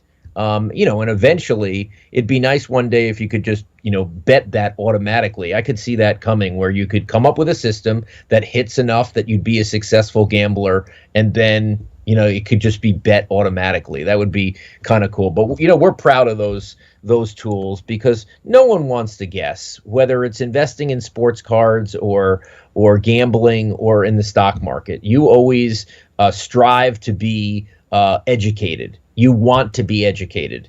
And we are living in a data world where there's so much data that the data has to be the right data. So it's the responsibility of the Action Network, of Sports Card Investor, to drill down that data and get the right data, because data isn't the new oil. The right data is the new oil. It's like when my piano teacher when I was 8 years old said, practice doesn't make perfect, correct practice makes perfect. That's the true. Same thing. So it's just, the data's got to be right, and we have some really cool data that makes you feel good when you press the button, even though I bet the Patriots tonight. What's going on? How are the Rams doing? I heard they got a pick six. I've been getting periodic updates from the team. At last look, it was 23-3. I mean, it's 24-3. It's 24-3. So I'm hopeless. I took them live, the Patriots, at 12.5. So I don't know that Patriot offense has quite the firepower to come back from that. I don't think the jerseys do as. I don't think Cam Newton in the jersey that Tom Brady's in, I don't think that does anything for those guys. Hammer from my team is going to be thrilled. I know down there watching the game right now. He's a big Rams guy. So good stuff. All right, Darren. Well, I know we're going to get to our break here in just a second. We're going to announce the winners in just a second. Final question for you before we get to the break. What's next for Darren Rovell? Where's this all going? Well, we are continuing our Buyer's Market show, which is awesome. But first, before we get into that, tomorrow we're having a Pokemon show, which is going to be awesome. A Buyer's Market version sponsored by eBay. We're going to give away tonight this Pokemon Sword and Shield box. But yeah, no, tomorrow we're having an amazing show. It's going to be on my Twitter feed at Darren Rovell. We're going to bring on Jeremy Padower, who's the guy who in June bought the entire first edition set in PSA 10 for $129,000, and people are like laughing at him. And now the Charizard alone went for $230,000 or $270,000. A couple months later, isn't that crazy? Right, and a couple months later, and one of the guys that bought a Charizard for $230,000 is the rapper Logic. He'll be on our show. Just a really cool story. And we'll also have the guys from PWCC to talk about. Obviously, PW means pre-war. It doesn't mean Pokemon. So it might mean Pokemon now. yeah, PNCC. Yeah. So obviously we want to talk about, besides money, what got them into the game. Yeah, very, very cool. Last night, right after the virtual ended, we went live on eBay's Instagram, and Steve Aoki joined me. And he's gotten big into Pokemon too. Yeah, that's some new fresh blood. I mean, I don't know if there's many more people more excited than, like, Steve can't even sleep. He's so excited. Yeah, it's awesome. He brings tons of energy. It's great to have him, both sports cards and Pokemon cards. Last night actually was the first time publicly he had talked about how into Pokemon cards he's gotten and some of the Pokemon cards he's owned. Up until now, it's been more sports card focused for him. Crazy. Awesome stuff. Awesome stuff. All right. Well, we made the audience wait a long time. We are going to announce the winners of tonight's break, as well as that box of Pokemon cards, and we are about to bring them up on the screen. Is everybody out there ready? Are you ready, Darren? Let's go. Here come the winners up. All right. So, ladies and gentlemen, the winners are now on the screen. Of course, I'm hiding some of the winners down there in the lower left. Sorry about that. We'll see if we can make my video disappear for a second. This list is available for you to look at. There you go. Perfect. This list is available for you to look at. If you go to sportscardinvestor.com, click on the virtual page, and you scroll all the way down to the bottom of the page, there's a link to see this spreadsheet. Make sure you go to Thursday's tab when you open the spreadsheet, and it's going to list all of Thursday's winners. Hopefully, you see your name in this list. If you see your name somewhere on this list, make some noise in the chat, because you have won one of these teams in the break that Darren is about to do for us. All right, so once again, we're going to take the list off the screen now, but if you haven't had a chance to look at it, you can go to sportscardinvestor.com, click on the virtual, scroll all the way down, and there is a link there. And if your name is on there, email parker@sportscardinvestor.com with your information so we know how to get you the cards that you win. All right, Darren, what do we got here for our first box tonight? So we got the 2019 Topps Chrome. What we're looking for is Tatis, Guerrero, Pete Alonso. We're looking for refractors, Chrome Gold, autos. So I looked up what the biggest card in terms of dollars over the past 3 months sold on eBay from this set was a Tatis Chrome Gold Auto out of 50, sold for $9,000. And then a Chrome Sapphire Tatis was at a 10, sold for $6,800. So all right, and that means the Superfractor hasn't even hit the market there. So that, maybe it seems like it. It seems maybe the Superfractor's in this box, Darren. So maybe someone's going to get that tonight. So as you see, it's obviously sealed. The cool guys like to use an X-Acto knife. I don't. I like to just open it up normal with my nail. Don't get upset, but this is just a child of the 80s. I like to do this. I know everyone likes to be clean and go. Well, I'm just going to do it this way because this is what I like to do. Okay, so I have some rare card saver ones right here. So we'll yes, those are maybe more valuable than the cards these I know. days, Darren. I like when I saw the supply going down, I bought about 5,000 of them. Well, you know where they are. They're all they're sitting. There's literally 2 million of those probably at PSA's warehouse at this moment. That could be too. They've all got cards in them, waiting for the PSA people to grade them. Okay, so you're going to have to help me here. So I'm obviously going to just look at what we got here. But so there's someone who has like the Padres, correct?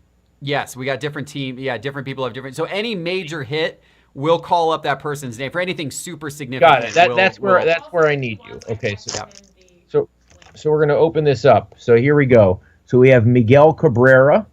Okay.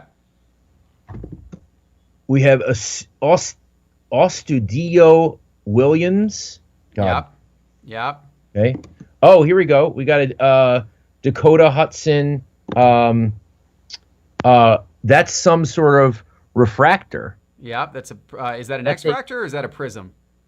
I think that's a. Is that numbered? It is not numbered, but Dakota Hudson is a big, big prospect. He's nice prospect for sure. Am Kelly, I slack me the list of the winners, and then I can talk. I can mention them as we go as well. I'm sleeving this one. There you go. I know we're not okay.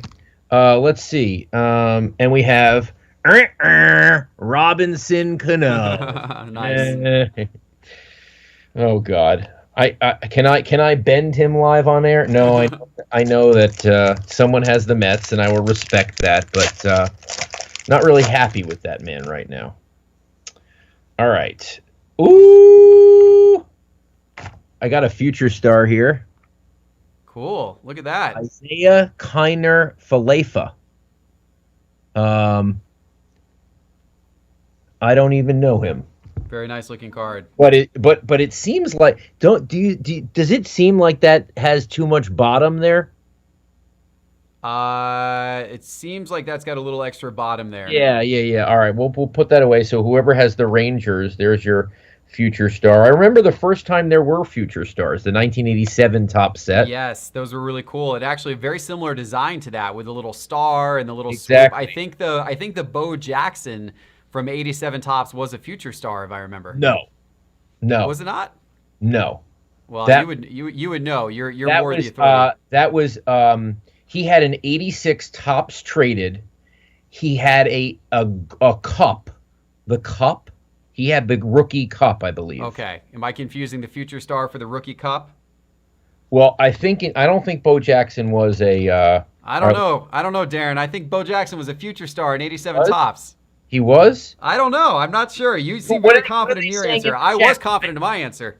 So what are people saying in the chat? I don't know. What I do know is that you have a crazy knowledge of 1980s baseball cards, so I'm scared now to be disagreeing with the great Darren Rovell. All right. DJ Stewart from the Orioles. We got Chance Adams from the Yankees. You tell me when we go sleeve. Lewis Brinson from the Marlins. He was okay. Future Stars, Bo Jackson, 1987 Tops. It is my crew is saying that it was in fact a future stars, Darren. Really? I'm trying to look this up myself here. I'm gonna put it you can keep. Oh, Darren, who is the GOAT right now, right. Darren? Who is the GOAT, Darren? Right. Who is the GOAT of 1987 baseball here? Yeah, I don't know why I thought that that wasn't. Oh my God, look at this card. Look at this beard right here. Charlie Blackmon, that guy's one heck of a guy. We're gonna have to, by the way, have me. Are you gonna test the pack with me so that I can? Yeah, we're gonna do that. We got to let you redeem yourself, Darren. Steven Piscotty. Oh, this is a nice one. I can't tell how I can't tell how these are cut. But here's a nice Chris Bryant. Yeah, very good. I'm gonna sleeve that one. And then we got Salvador Perez, the catcher from the Royals, of course. Okay, hold on. All right, not as easy to go down in the top loader. Okay, we got Salvador, whoever has the Royals, Salvador Perez. Am I going too slow here? Oh, we should probably pick it up a little bit. All right, so you're doing great. So I shouldn't show every card? Yeah, why don't we show the big ones here? Kyle Hendricks. I know people are excited about getting that Prism basketball in a minute too. Aaron Sanchez, Alex Avila, Ramon Laureano. Okay, hold on. Okay, let's get through this. I feel like we're moving too slow. Chris Sale, Josh Rogers, a signed Brad Keller. Oh, there we go. Okay, congratulations to the Royals. Excellent. Let's see who's got the Royals here. That was White Camaro. All right, we'll get that down. David Peralta. Okay, next. Tatis. Whit Merrifield. Paul DeJong. Oh, I love this card. Oh, that's a throwback. Oh, wow. There we go. Yes, the Mike Trout Topps throwback card. Wow, the silver. That is beautiful. So the number on the back says 84 TC-17. Nice. Yeah, really nice card. Yeah, really nice card. That's the 1984 Topps design. Correct. Yeah, very Wow, very that's cool. a beautiful card. Yep, that really is. Congratulations. Let's see who got that one. Who had the Angels? Looking for the Angels. Angels was Jit Sumanak. Congratulations. Wow, that's awesome. I love the Topps Heritage stuff. I had a Topps Heritage pack that I kept for 4 years, and I had one pack, and I pulled the Mike Trout, which was worth like $1,500, the rookie. Okay, Yeah. we have. Oh, look at this. This is a nice one. A Ricky Henderson game used memorabilia patch. Pretty cool. Wow. Oakland A's. Very It nice. says you received a rookie debut gear. Like, is that from 1979? I don't know. Piece of memorabilia. Congratulations, BR Cordis. Okay, so we got that. We got Joey Votto. I just put the pack somewhere. Okay, we have Joey Votto, Hunter Renfroe. Keep going. I'm going. That Trout is amazing. Jesus Aguilar, Evan Longoria, Ryan Barucki signed. Nice. Very good. So Blue Jays. Blue Jays. Yeah. Okay. That's Blackstone Industrial. Chris, congratulations. Corporations can enter this Yeah, contest? apparently so. We got corporations in this contest. Wow. And the winner is John's Plumbing and Heating. Right. Congratulations. Jesus Sheffield. Oh, this is one of the cards you want. Acuna Trout. Oh, This is a big card. What? You have to look this up. What? I believe this is like at least $1,000 card. What? Are you kidding me, Darren? Are you kidding me now? What is going on? This is great, so Darren. I actually looked this up. This is great. Hold on 1 second. I actually looked this up on eBay. Give me 1 second here. All right, now, by the way, we're going to have to flip a coin to determine who gets this because we got two teams represented here. We're in a team break situation, ladies and gentlemen. Okay, ready for this? Yep. This is crazy.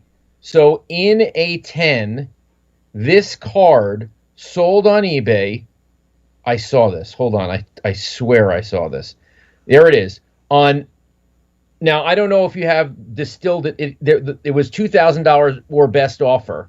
But actually, so that was out of 25. So I didn't realize the red that probably sold for $1,000. So it's not numbered, but it's still a beautiful card. Still a beautiful card. By the way, everyone right now is a Market Movers free trial. And Market Movers, if you go look at Chart Any Card, it will show you the actual best offer price paid. So Right, in that type of that's situation, important, you actually know what the person paid within Market Movers, which is pretty cool. Darren, I'm going to have to flip a coin to determine if that's going to be Braves or Angels, So right? who is it between? It's between, the Angels guy is already cleaning up with the Trout. The Angels guy got that first Trout over there already. That was Jit Sumanak. The Braves is J-Proof Music. I'm gonna get a coin over here, and we're gonna flip that. You can keep going though. I'm gonna keep ripping so Yep. that we can. I mean, we're like halfway through this, so I don't want to take forever. But I'm gonna keep ripping until I feel like we got something. Oh, there we go. Sorry, we're killing it. It's a nice Aaron Judge. Nice Aaron Judge. Cool. Put that in.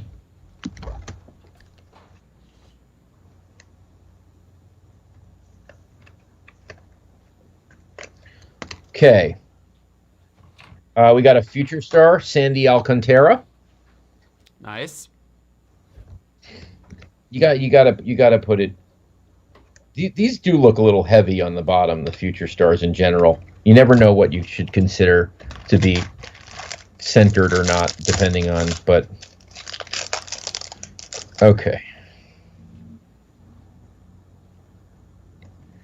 What's amazing when I recently opened up 87, 88, 89, 90 sets, and you see how badly even a factory set was cut back then. They just didn't care. Yeah, no, they didn't. Are you? Although that actually has added some scarcity. Okay. You're You gotta flipping a bring. dime? Can you get my? We got a coin here. Can you bring my camera back up at all here, Kelly? Can we go split screen again with Darren real quick? Yeah. We got a coin here. Okay. And the only coin we have in the entire office, this is true, the only coin we have in the entire office is a Pokemon coin. We have no U.S. issued coins, but we have a Pokemon coin. So if it comes up on the shiny side, it's going to the person who has the Braves. If it comes up on the dark side, it's coming to the person who has the Angels. Okay, now I just want to make sure you're doing the housekeeping here. So I just send you the cards, right? Here we go. You just send us the cards. We're doing the housekeeping. Here we go. And, well, it didn't really flip around. Here we go. We got to flip it around. There we go. That's a fair flip. Flip it. Shiny side. Going to the person with the Braves. That was J-Proof Music. Congratulations. There you go. All right. I am moving through. We got Austin Meadows Future Star. Okay, there you go. Okay. Yeah, he's All right, we have 12 packs left, so I know people want to get to the Prism, but all right. Kyle Tucker Freshman Flash. It's not a bad card. Nope. And we do have, I just saw this, Christian Yelich. Yep, nice. Nice, I like the side card there. Am I sleeving Yelich? You got it. Throw him in the sleeve.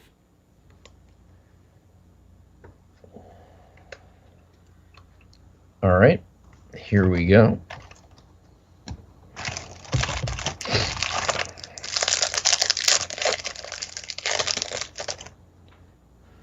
Will Myers, who I once got in a fight with.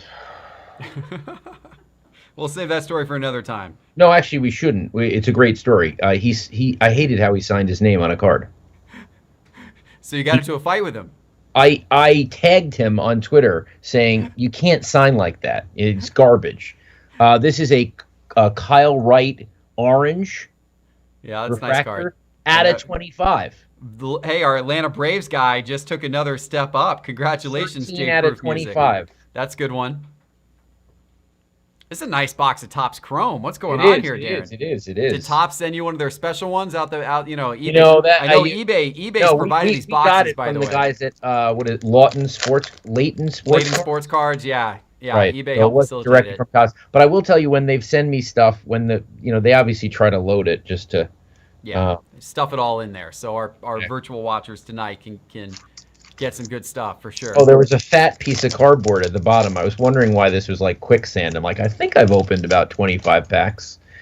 All right, here. Oh, look at this. We have a Kyle Tucker. There you go. Chrome.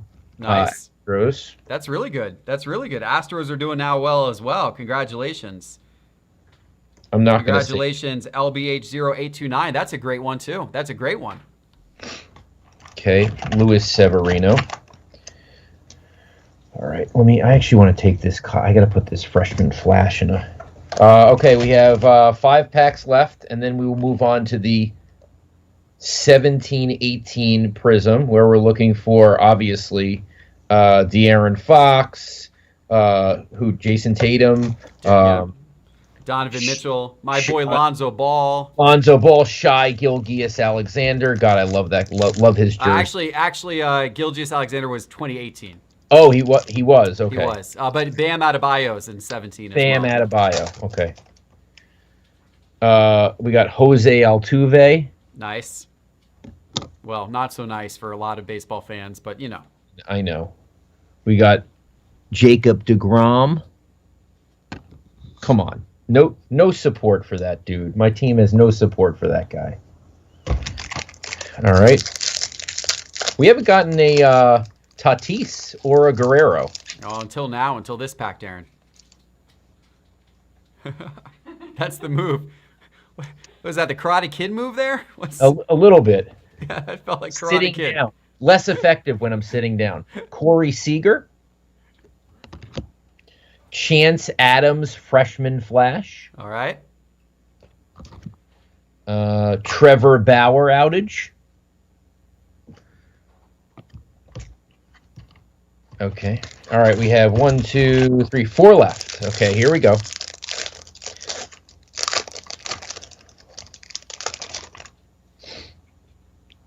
Daniel Ponce de Leon.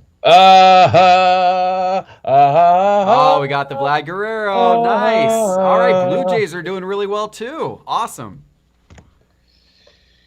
Vladimir Guerrero. God, that's when you know you're old. when the guy's son who you followed is in the Yes. Yep. This is actually Doing big beautiful. This is a great. I love this card. What Marcus Stroman? What a great card that is. Jose Urena. There you go. All right. Here we go.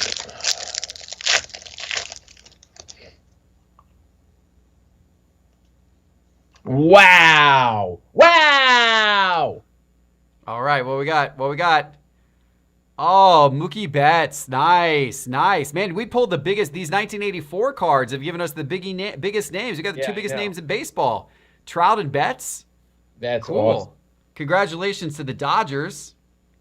Oh, actually, is he in a Red Sox jersey or a Dodgers jersey? He is in a Red Sox jersey, Okay. so what is the ruling there? It goes to the Red Sox. It goes to the Red Sox. Sorry, we gotta Dodgers. go to Goes to the Hudson. Red Sox. That's amazing. Okay. Trey Turner. Two more. We got to get the Tatis. Show me Tatis. Okay. Oh, this is a. Yeah, this is a Jose Urena. Cool. So we got that. Blake Snell. Josh Hader. Last pack.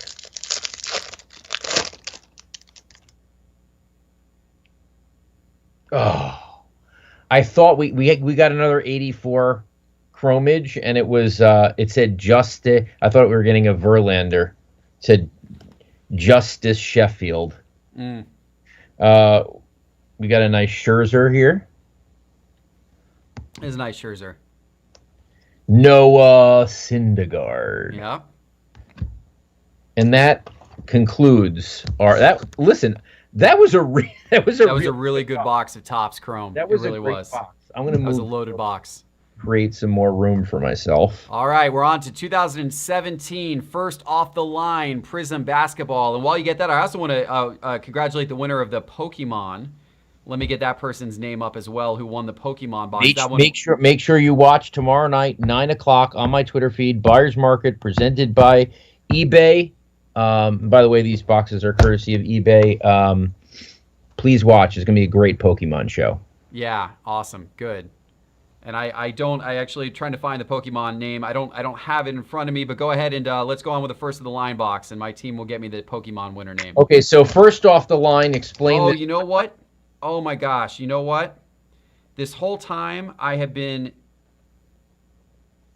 Oh no, the whole time I've been announcing winner names, I was using winner names from the first day. Oh, I'm so sorry, everybody whose name I announced and you didn't actually win what I said you won, because I'm now realizing I was reading. Hopefully those people aren't here. Hopefully they're not here. Hopefully they have long logged off because their names were not up on the chart. These people were probably like, wait a minute, I didn't see my name next to the Braves. Why did Jeff just like, okay, that's no. Kelly's fault. That's and not. then meanwhile, I have some people really mad at me right now in the chat. I saying like, wait, no, I got the Angels. What the heck? Okay, so congratulations, doesn't David Allen Hall had the Braves. Let's clarify that. Houston Astros was SOES 72. We got to clarify that as well. The Los Angeles Angels was CC Escobar, or no, yes, CC Escobar got the Angels. So, all right, so apologize to all of you. And by the way, the winner, and we will make sure you all get the cards you're supposed to get, the winner of the Pokemon box was Rob Gutierrez 22. Rob Gutierrez 22. That Pokemon box is for you. All right, let's go ahead and get to this one here. So Rob, the condition of getting the Pokemon box is that you have to watch the show tomorrow. So there you go. Watch the show. Tune in to okay, Darren so Rovell. Here it is.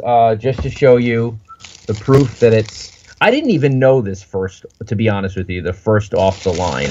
And people are supposed to feel good about that in general. Well, you get what you do is they've got special cards in there that the ordinary boxes don't have. They're guaranteed to contain like a certain number of low-numbered parallels that the normal boxes don't get. So you just got a chance of a little extra hit. I do think it's funny. I mean, it's not funny, but Markel Fultz. I know. I mean, he's a little bit of a resurgence right now with Fultz. Around a little bit. But, he actually can hit a shot. Yes. But we're not on the box. So here we are. There it is. Fresh packs. So we have. So it says, look out for the rainbow parallels, the stunning gold parallel, numbered to 10. Highest price that I've seen over the past 3 months from eBay from this is a Jason Tatum Prism, which went for $3,350. So let's. Well, I mean, there's certainly, like, if you get a Jason Tatum, and that may just have been what, the Prism Silvers you're probably talking about. But I mean, if we were to pull a Jason Tatum like gold number to 10 or something like, I mean, that card's going to be, these cards are pretty sensitive. Tens of thousands of dollars. These cards are pretty sensitive, right on the corner. They can be. Yeah, they can be. Yeah, you know what I love about these cards? The thickness of the packs remind me of the packs I used to get at Walmart in 1989. Like there you go. Versus the small. All right, Jeff Teague, the Dwayne Casey coaches card, Yogi Ferrell, Hassan Whiteside, LeBron James. Nice. There you go. Any LeBron James is a good one. Is a LeBron? And what I love? I love that he's in the retro jersey. Yeah, that's cool. That's a nice LeBron James card. Very nice. Very nice. Any LeBron James, even a base card's a good LeBron James card. So that's a cool one. I remember waiting online for his first pair of shoes, doing a story on that, and at 12 o'clock at night in New York City, man, that was nuts. We have a Malik Monk Emergent. Brooke Lopez looks like Brooke Lopez the same in every photo. There you go. That's a hyper, though. That's a hyper. Oh, this is a hyper parallel. That's cool. Do I put that in a case? Yeah, well, you might. Since it's Brooke Lopez, it's not worth much, but And then we have Wade Baldwin the fourth. We have Sindarius Thornwell, and we have Demayan Dotson, who didn't really pan out. Nope. Okay. On to the next.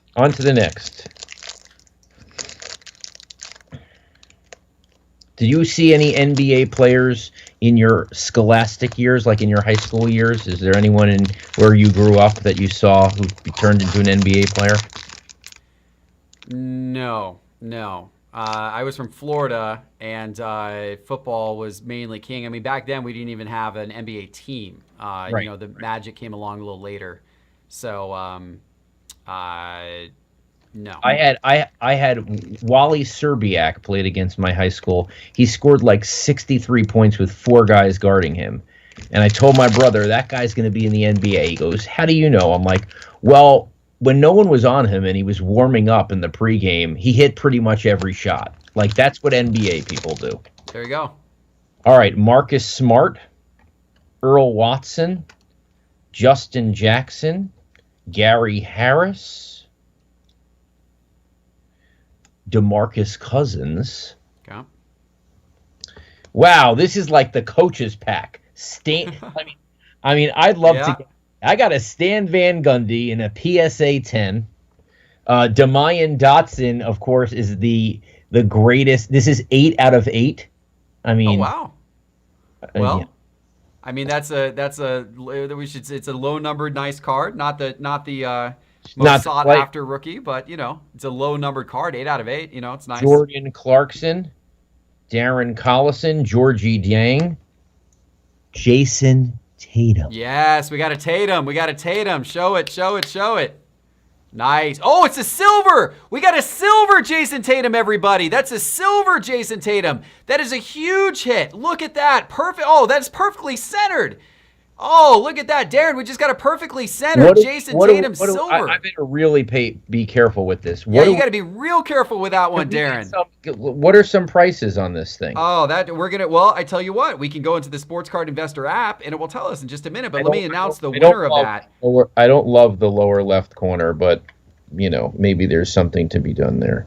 The Philippe Bertrand, congratulations, silver Jason Tatum, Philippe Bertrand. That is a awesome card. Congratulations to you. And I'm going to go into the Sports Card Investor app here. Yeah, tell me. I We can got a search Dwight for Powell signature. I can search for Jason Tatum in the app, and I will page over to his silver, and I will tell you the prices in just a second once I find my way to. There's the silver right there. So that card, recent sales of that card, the last PSA 10 sold for $3,350. That's what I was talking about. Yeah. The last 9 sold for $945. The last Raw sold for $810. Oh my God. So that card right now, Raw, is $810, but it's perfectly centered. So you got a shot at that one potentially 10ing. So very, very nice. There it Look at is. that. Beautiful card. I am so good at breaking.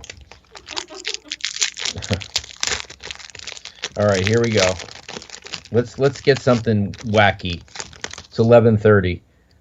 Thank you for everyone who's watching the Thursday Night Football game when it got out of control. Glad I'm sure to it probably just picked up a bunch of audience there. Bam Adebayo. Oh, good. Well, that's a big one. There you go. All right. Base Bam Adebayo card. That's still got quite a bit of value. That's got to be sleeved up too. Okay. It's a horrible picture. It's him just like passing them all. The last Raw one of those sold for let's see. Last Raw one of those sold for $30. So got some value there. Ben Simmons. Okay. Second year. Tyler Ulis. Vince Carter. Oh, nice. Tomas Sederansky. Tristan Thompson. Oh my God, I got the Tristan Thompson Kardashian duo. Just kidding. D'Angelo Russell. Dennis Schrader. Cool. There you go. Oh, look at this card. It just looks cool. I don't know if it's... Oh, what's that face, Darren? What's what we got? Ooh. Russell Westbrook. That's a cool card. Was that number to 99? Is that right? Blue Ice? Correct. 40. Yeah. And I got number 44. Oh, there you go. There you go. Now he's 4 now. He went right. Wasn't he 44 to 0 to... Okay, 44. I don't follow Russell Westbrook's jersey changes, but I will take your word for it. He's at 4 now. But that's a cool card. That's a very cool card. And then this is cool too. The Get Hyped James Harden. There you go. Get hyped. I'm gonna put that in. Zach LaVine. Okay. It's not his. Not his rookie. Not his rookie. No, he's because he years played before the that. A Bulls few and years then before. went to the Bulls. Okay. Right. And Ivan Rabb. Okay. Wow, this is great. Yeah, we got a couple good ones so far. A couple real good ones there.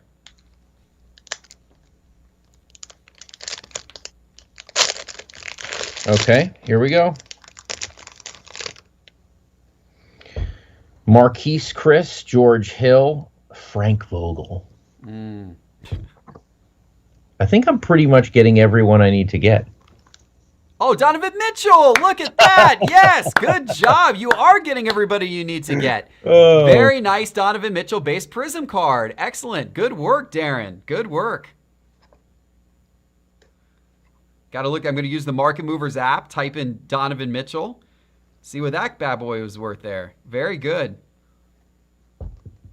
Reggie. That card in Raw, the most recent sale of that card in Raw was $75. One before Nice. $85. So very nice. Nice hit there for somebody.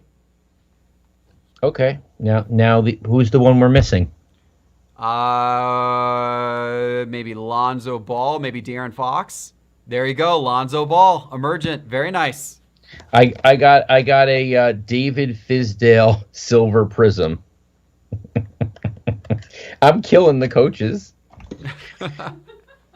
Look at that! Oh my God! Look, I got a Fizdale and then a Brad Stevens. Goodness gracious, you got a Fizdale hyper there. That's crazy. That's that might net you a whole 3 cents on ComC. That's like the first coaches off. You'll be able to sell those on eBay now with their new shipping service for Raw cards, which was debuted here the other day. Oh really? They got a great eBay's got a great deal now with the Postal Service. Where starting early next year, they're going to have a special shipping deal where you can ship Raw cards sold on eBay and have them tracked, and it will be. I think it's like 80 cents or something. So that's the that's one of the best features of eBay, where like how they're tied into the mail and knowing when things are showing up. I mean, to me, that's great because I could clear the wife out of the front door, so I could you make sure that I can get to the front door and run it to my office without the wife seeing it. Yes, that is really very key to me. Yes.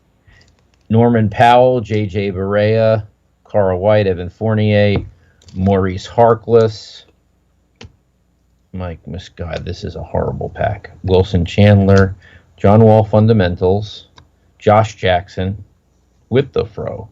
Oh, it's not numbered.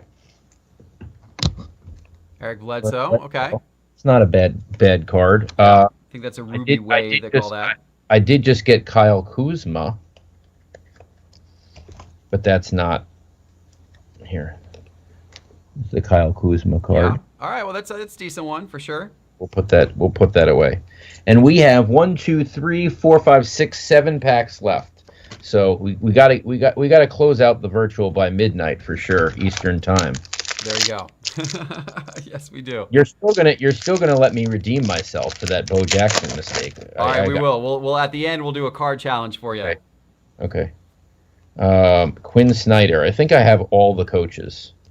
Tyronn Lue. Lauri Markkanen. Oh, it's still nice to. Oh, there you go. No, that's great. That's a great card. Lauri Markkanen auto card. That's rookie. Silver auto card. Yes, that is his rookie card. Yes, that is his rookie card. Okay. Yep, silver auto card. Lauri Markkanen silver auto card. Very cool. Very cool. Okay. Manu Ginobili last year. Okay, let's keep going. This is fun. I feel like I've had the hot hand tonight. You have had a hot hand. This has been a good break. Who are we missing? De'Aaron Fox. You got a De'Aaron Fox for me?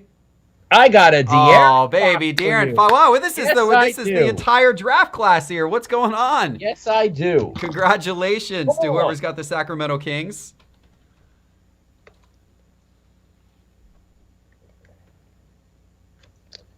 All right. Anyone want an Andrew Wiggins? I'll make origami out of it. Okay. Ish Smith. Matthew Dellavedova. Bradley Beal. Oh.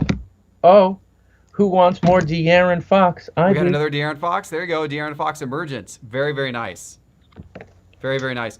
The chat is correctly pointing out, I've just been informed here, Darren, that we had Ultra Pro on the other day, and they did warn us that the card sleeves can have you should put your cards in a penny sleeve before putting them in the card saver. So just a little tip there. I have the penny sleeves, so I will do that. Awesome. Yes, because that helps preserve them. The card savers can have acid in them. Okay, you put them in the penny sleeves are acid free, that type of thing. So you don't have to do it now. We do it later. Okay. I have the penny sleeves right here. So everyone, don't worry. There you go. We got it under control. But Darren, you're pulling so many good cards that the audience simply they just know the value that you are creating here. It's incredible. So they want to take care of it all. We got a little Kristaps. We got some Porzingis here, Jeff. Yes, Kristaps Porzingis, excellent. Second year card, I would believe there. Okay, and we got a Willie Cauley-Stein orange. Okay, it's a nice card. At a 49. Cool, very cool. All right, low number card. That's worth sleeving. All right. Yeah, I'm not looking at the chat, so if people are bashing me, I'm not either. No one's bashing you. I don't think. I'm not either. I'm just getting informed by my team here. I obviously can't keep up with the chat and the show at the same moment, but. No. Okay, hold on. I'm getting organized here. All right. Let's go. Four more to go. 4 more packs. I say let's end with some fire, but there's been so much fire throughout this. I don't know how we could possibly end with any more fire. What would you wish for in this holiday season? Oh, man. I mean, I guess another Jason Tatum or Donovan Mitchell. Let's throw one more on the top of one of those guys. your wish shall be granted. Either that or let's just complete the coaches set. Since you're pretty close on that.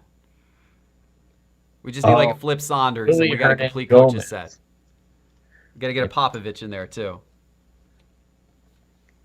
Ask and you shall receive. Oh, what? What? No way! No It's way! numbered. It's numbered. No way! Yeah, is that a blue? Is that a blue? What is that? What is the number 2? 99.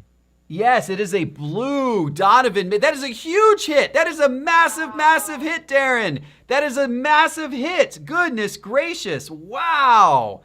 I cannot believe this box. This box is unbelievably loaded. Here you go. Unbelievably loaded. Oh, my Here you goodness. go for the chat room. Wow. Here you go. Here's your penny sleeve. There you Okay. go. There you go. We're taking care of y'all now. We're taking Here's care the of card y'all. slipper. Wow. Wow, wow, wow. Wow, wow, wow. This is incredible. Incredible. There it is. Penny sleeve and the Wow. I guess this is our best card yet. That is the best card yet. That's even better than the Tatum Silver. Okay. Look at that. I just realized there is a pack that I opened, but in excitement, I didn't fully go through. So we actually have another one. So this is four left. This is the fourth. Paul Millsap. Okay. Stop it. Just stop it. No, what did you do, Darren? What did you do, Darren? What is going on? Damian Lillard out of 8. A Damian Lillard out of 8. Look at this. A Damian Lillard out of 8. Wow. Very nice. Congratulations. Man, you guys who are in this break tonight, this is something. People in the chat are saying this box is fake. They are so blown away. I assure you it is not a fake box. This is the real deal box. This is amazing box. Wow. Goodness. I got an Anthony Davis. Cool. Millsap.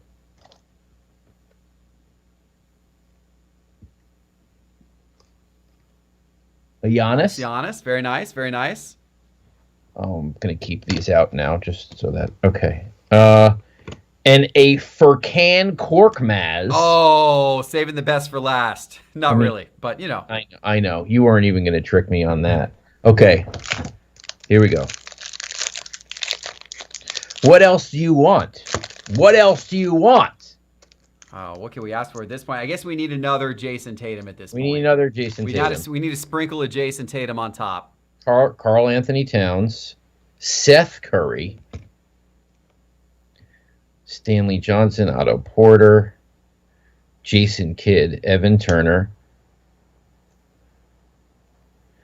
Cristiano Felicio, numbered. Oh, no, not. Josh Hart, Mike D'Antoni. I finally had not a stellar pack. Okay, well, you know, we're due for one of those every once in a while, Darren. Your magic can only go so far. Yes. Contact me if you'd like to have a Steve Clifford. I have 3 of those now. I don't think the person who got the Hornets wants those. All right. Jason Tatum. Is this our last pack? No, 2. So this is the packs second left. last. All right, people in the chat are saying, let's get a LeBron Gold or a Steph Curry 1 of 1. A 1 of 1. Someone yeah. asked for a John Moran. What they don't realize at this point is John Moran was, I think, in high school still. He was Steven Adams. Actually, he was in college. He was sitting on the bench for, was it Murray State? Okay. Oh, I thought this was numbered. The Draymond Green. All I right, thought, there you go. Ruby I Wave, thought- Draymond Green. Dwayne Wade, Derek White. Okay, I think this is showing that it's a real box. The final pack tonight. Final pack, ladies and gentlemen. Let's Here, go. I'll do it like The Bachelor. Ladies, the final pack tonight. Here we go. Here we go. Steve Kerr, Robert Covington, Dragon Bender, Tobias Harris. I love Tobias. Great guy. Kelly Oubre, Kevin Love, Okay. 2 more cards to go. Bradley, Wesley Matthews, Patrick McCaw, Willie Hernan Gomez. I mean, we didn't go out DeAndre Jordan. We didn't go out with All a right. bang, but like That's all right. We had enough of a Should we bang. quickly review our hits? Sure. Let's review the hits. Okay. I'm gonna get a pack of 1990 tops here ready to quiz you on in the meantime. Okay, so let's review the hits of this box. I'm gonna put them all together here. We got the Damian Lillard out of 8. There you go. We got the Donovan Mitchell regular. What is this? Base silver. Yep. We got That's the base. Yep. right a Russell Westbrook out of 99. Yep. A Jason Tatum, Yep. Silver. Silver. Jason Tatum silver. a LeBron James, and a Yep. Donovan Mitchell out of Blue. 199 blue. Beautiful. Beautiful card. Yeah, that Tatum silver and the Mitchell blue. Those are like wow, home And a run Bam. cards. I forgot the Bam Bam Adebayo. Adebayo. Very nice cards. Awesome. All right, everybody, did this wonderful break. Darren, you did a fabulous job. I appreciate it. I mean, that was amazing, the stuff you pulled. All right, we got to give Darren a little quiz here before we get him out of here. We're going to get Darren out of here and wrap this up. But let's bring me up to screen here, Kelly. So here's what I just did, everybody. I opened up this pack of 1990 Topps Major League Baseball. Just pulled it off the back wall a minute ago. Darren has not seen any of these cards. And Darren has told me that he has a talent of being able to name a good portion of the players simply by looking at the photo. Is this right, Darren? Yes. Okay, so here we go. So I'm going to hold these up, and we're going to see how Darren does. I'm going to Cover obscure the names, and I'll bring these closer to the camera as we go if we need to. Okay, here we go. First one. I got to get close. I can't even see that. Can you see that? Yep. That is Pete Harnish. That is Jeff Ballard. Go down, move down a little bit. Okay. Nope, don't know that one. All right, that one is Shane Raleigh. Okay. That is, man, I wish I could see the back of that. Is that, it's either Bren Smith or Andy McGaffigan? Who is this? Nope, Kevin Gross. Kevin Oh Gross. my God, this is embarrassing. This is where we're going to get some with better pictures here. All right, I think you're going to get this one. That is Alex Trevino. Alex Trevino was correct. Ding, ding, ding, ding, ding. That is Dan Gladden. Dan Gladden is correct. All right, we're getting on a roll now. Here we go. Here we go. I think you're going to get this one. That is Dave Henderson. Dave Henderson is correct. Come on! Is that Don Paul? That is Steve Rosenberg. That is... Man. This is a hard pack here. That's not Joe Cowley, is it? That is Walt Terrell. Terrell. Walt Terrell. Terrell. Yeah. All right, here we go. Zane Smith. Nope, that is Jim Gott. God. We're going to end strong. We're going to end strong. Kevin Brown? No. No, Kenny Rogers. Kenny Rogers. Oh my God, I'm doing so bad. This is my worst performance. No idea on that Twins player. Gary White. Well, You're Gary gonna have Wayne. to pull another pack off the wall. All right. Let's restart some mojo. We're gonna pull another pack off the wall. Give me like an 89, 88. 88, 89. 89. We got 89. I think you used all of your mojo, Darren, on that break for us. No, I got to redeem myself. I'm telling you. By the way, while she's actually Kelly, come here right now. Show the world your face here. Kelly, our amazing producer. Here she is. There she is. She's done a fabulous job. We're gonna give her a little thank you right at the end here. She didn't. She's She done a definitely fabulous, didn't sleep over fabulous the job. past. She didn't sleep All right. over the past 3 days. She has not slept putting this whole thing together. All right, 1989 Topps Baseball. Here we Okay, go. here Here we we go. go. All right, I feel good that you're gonna get these here. Is that a Brewer? Is that No, I don't got that one. All right, that's Greg Brock. Yeah, that's a hard one from the phone. This is very obscure. These were big sets back then. Tim Wallach. Tim Wallach is correct. That's a good one there. That is Otis Nixon. Otis Nixon is correct. Okay, we're gaining a little momentum here. Mike Kruko. That is correct, sir. All right. We got a couple more to go. That is Glenn Davis. That is correct. Come on. Oh, this one's going to be tough. That is Henry Cotto. That is correct. Okay, all right. Darren's showing some muscle right now. All right, we're going to end with these last two here. These are the last two. That is Dennis Martinez. All right, you are 6 for 6 out of this Topps pack. This is the last one. That's Ricky Henderson. That is Ricky Henderson. We ended with one of the big names. 7 for 7. There you go. 7 for 7 out of 89. 89 was your year. 89 was your year. Yep. Darren, thank you so much for coming on the Virtual Man. This was a lot of fun, and thanks for pulling all those great cards for our audience tonight. Don't forget, let me just do a quick annoying promo. Please do. Congrats on the virtual holiday. This was awesome. Your last 3 days were great. So congrats to you guys. Show tomorrow, 9 p.m.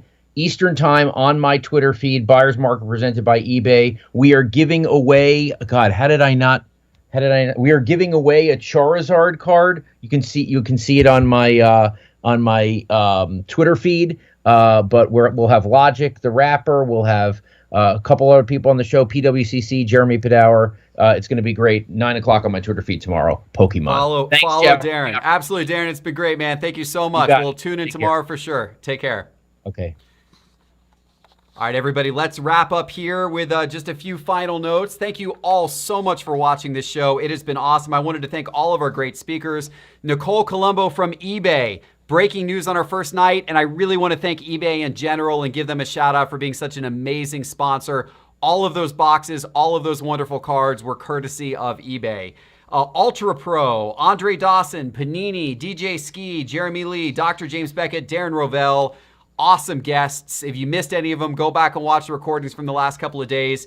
Joe Davis of GotBaseballCards.com and a wonderful dealer who we opened up with, Jameel from Mealy Pops. We had Two Bros Sports, Gridiron Stars, Incredible Collectibles, TCA Gaming, Black Jaded Wolf, Daniel from D's Cards in studio today, and then finally Awesome Sports. And our breakers, Layden Sports Cards, the Coffee Breakers, and Darren Rovell all did an outstanding job. But none of this would have been possible without our team here at Sports Card Investor. I owe them an especial thanks and a special gratitude here for them. First of all, I wanted to give a shout out to our Discord administrator, Card Optics, and our Facebook group admin, Ziggy No. They do a wonderful job.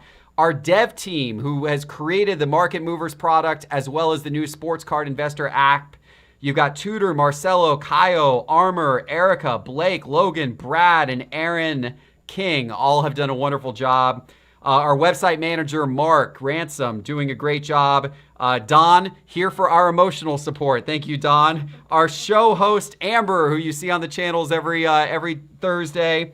And then, of course, our core crew, the crew who I work with every single day to make all of this possible. Teapot, Parker, Hammer, and now Blake, who have done an absolutely outstanding job. There are two people, though, that above all made all of this possible. Every little minute that you saw. First of all, our video producer, Charles. He did a fabulous job. All of the video graphics you saw, the transitions, the intros, all that kind of stuff, incredibly well done. Very high quality. Thank you, Charles, for all of that. And then finally, the GOAT of the virtual holiday party, our producer, Kelly, our VP of marketing here at Sports Card Investor, did an absolutely fabulous job of booking all of these guests and putting all this together. Come over here, Kelly. I got a little something for you. Santa Claus is coming to town. Santa Claus is coming to town for Kelly. It's not. Where's the candy cane? Well, I don't have the candy cane, but I do have a nice little gift bag. So here you go.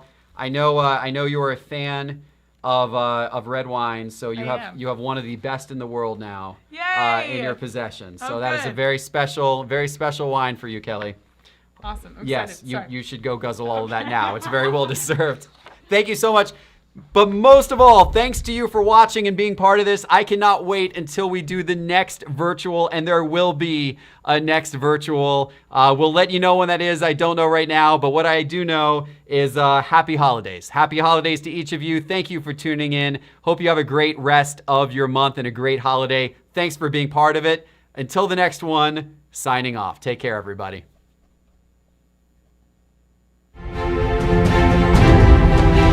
Hello. card investors, collectors, and hobbyists from around the world, happy holidays to you. And thank you for joining us for the virtual holiday, the biggest online event in the history of the sports card hobby. And last card, Cam Reddish. That is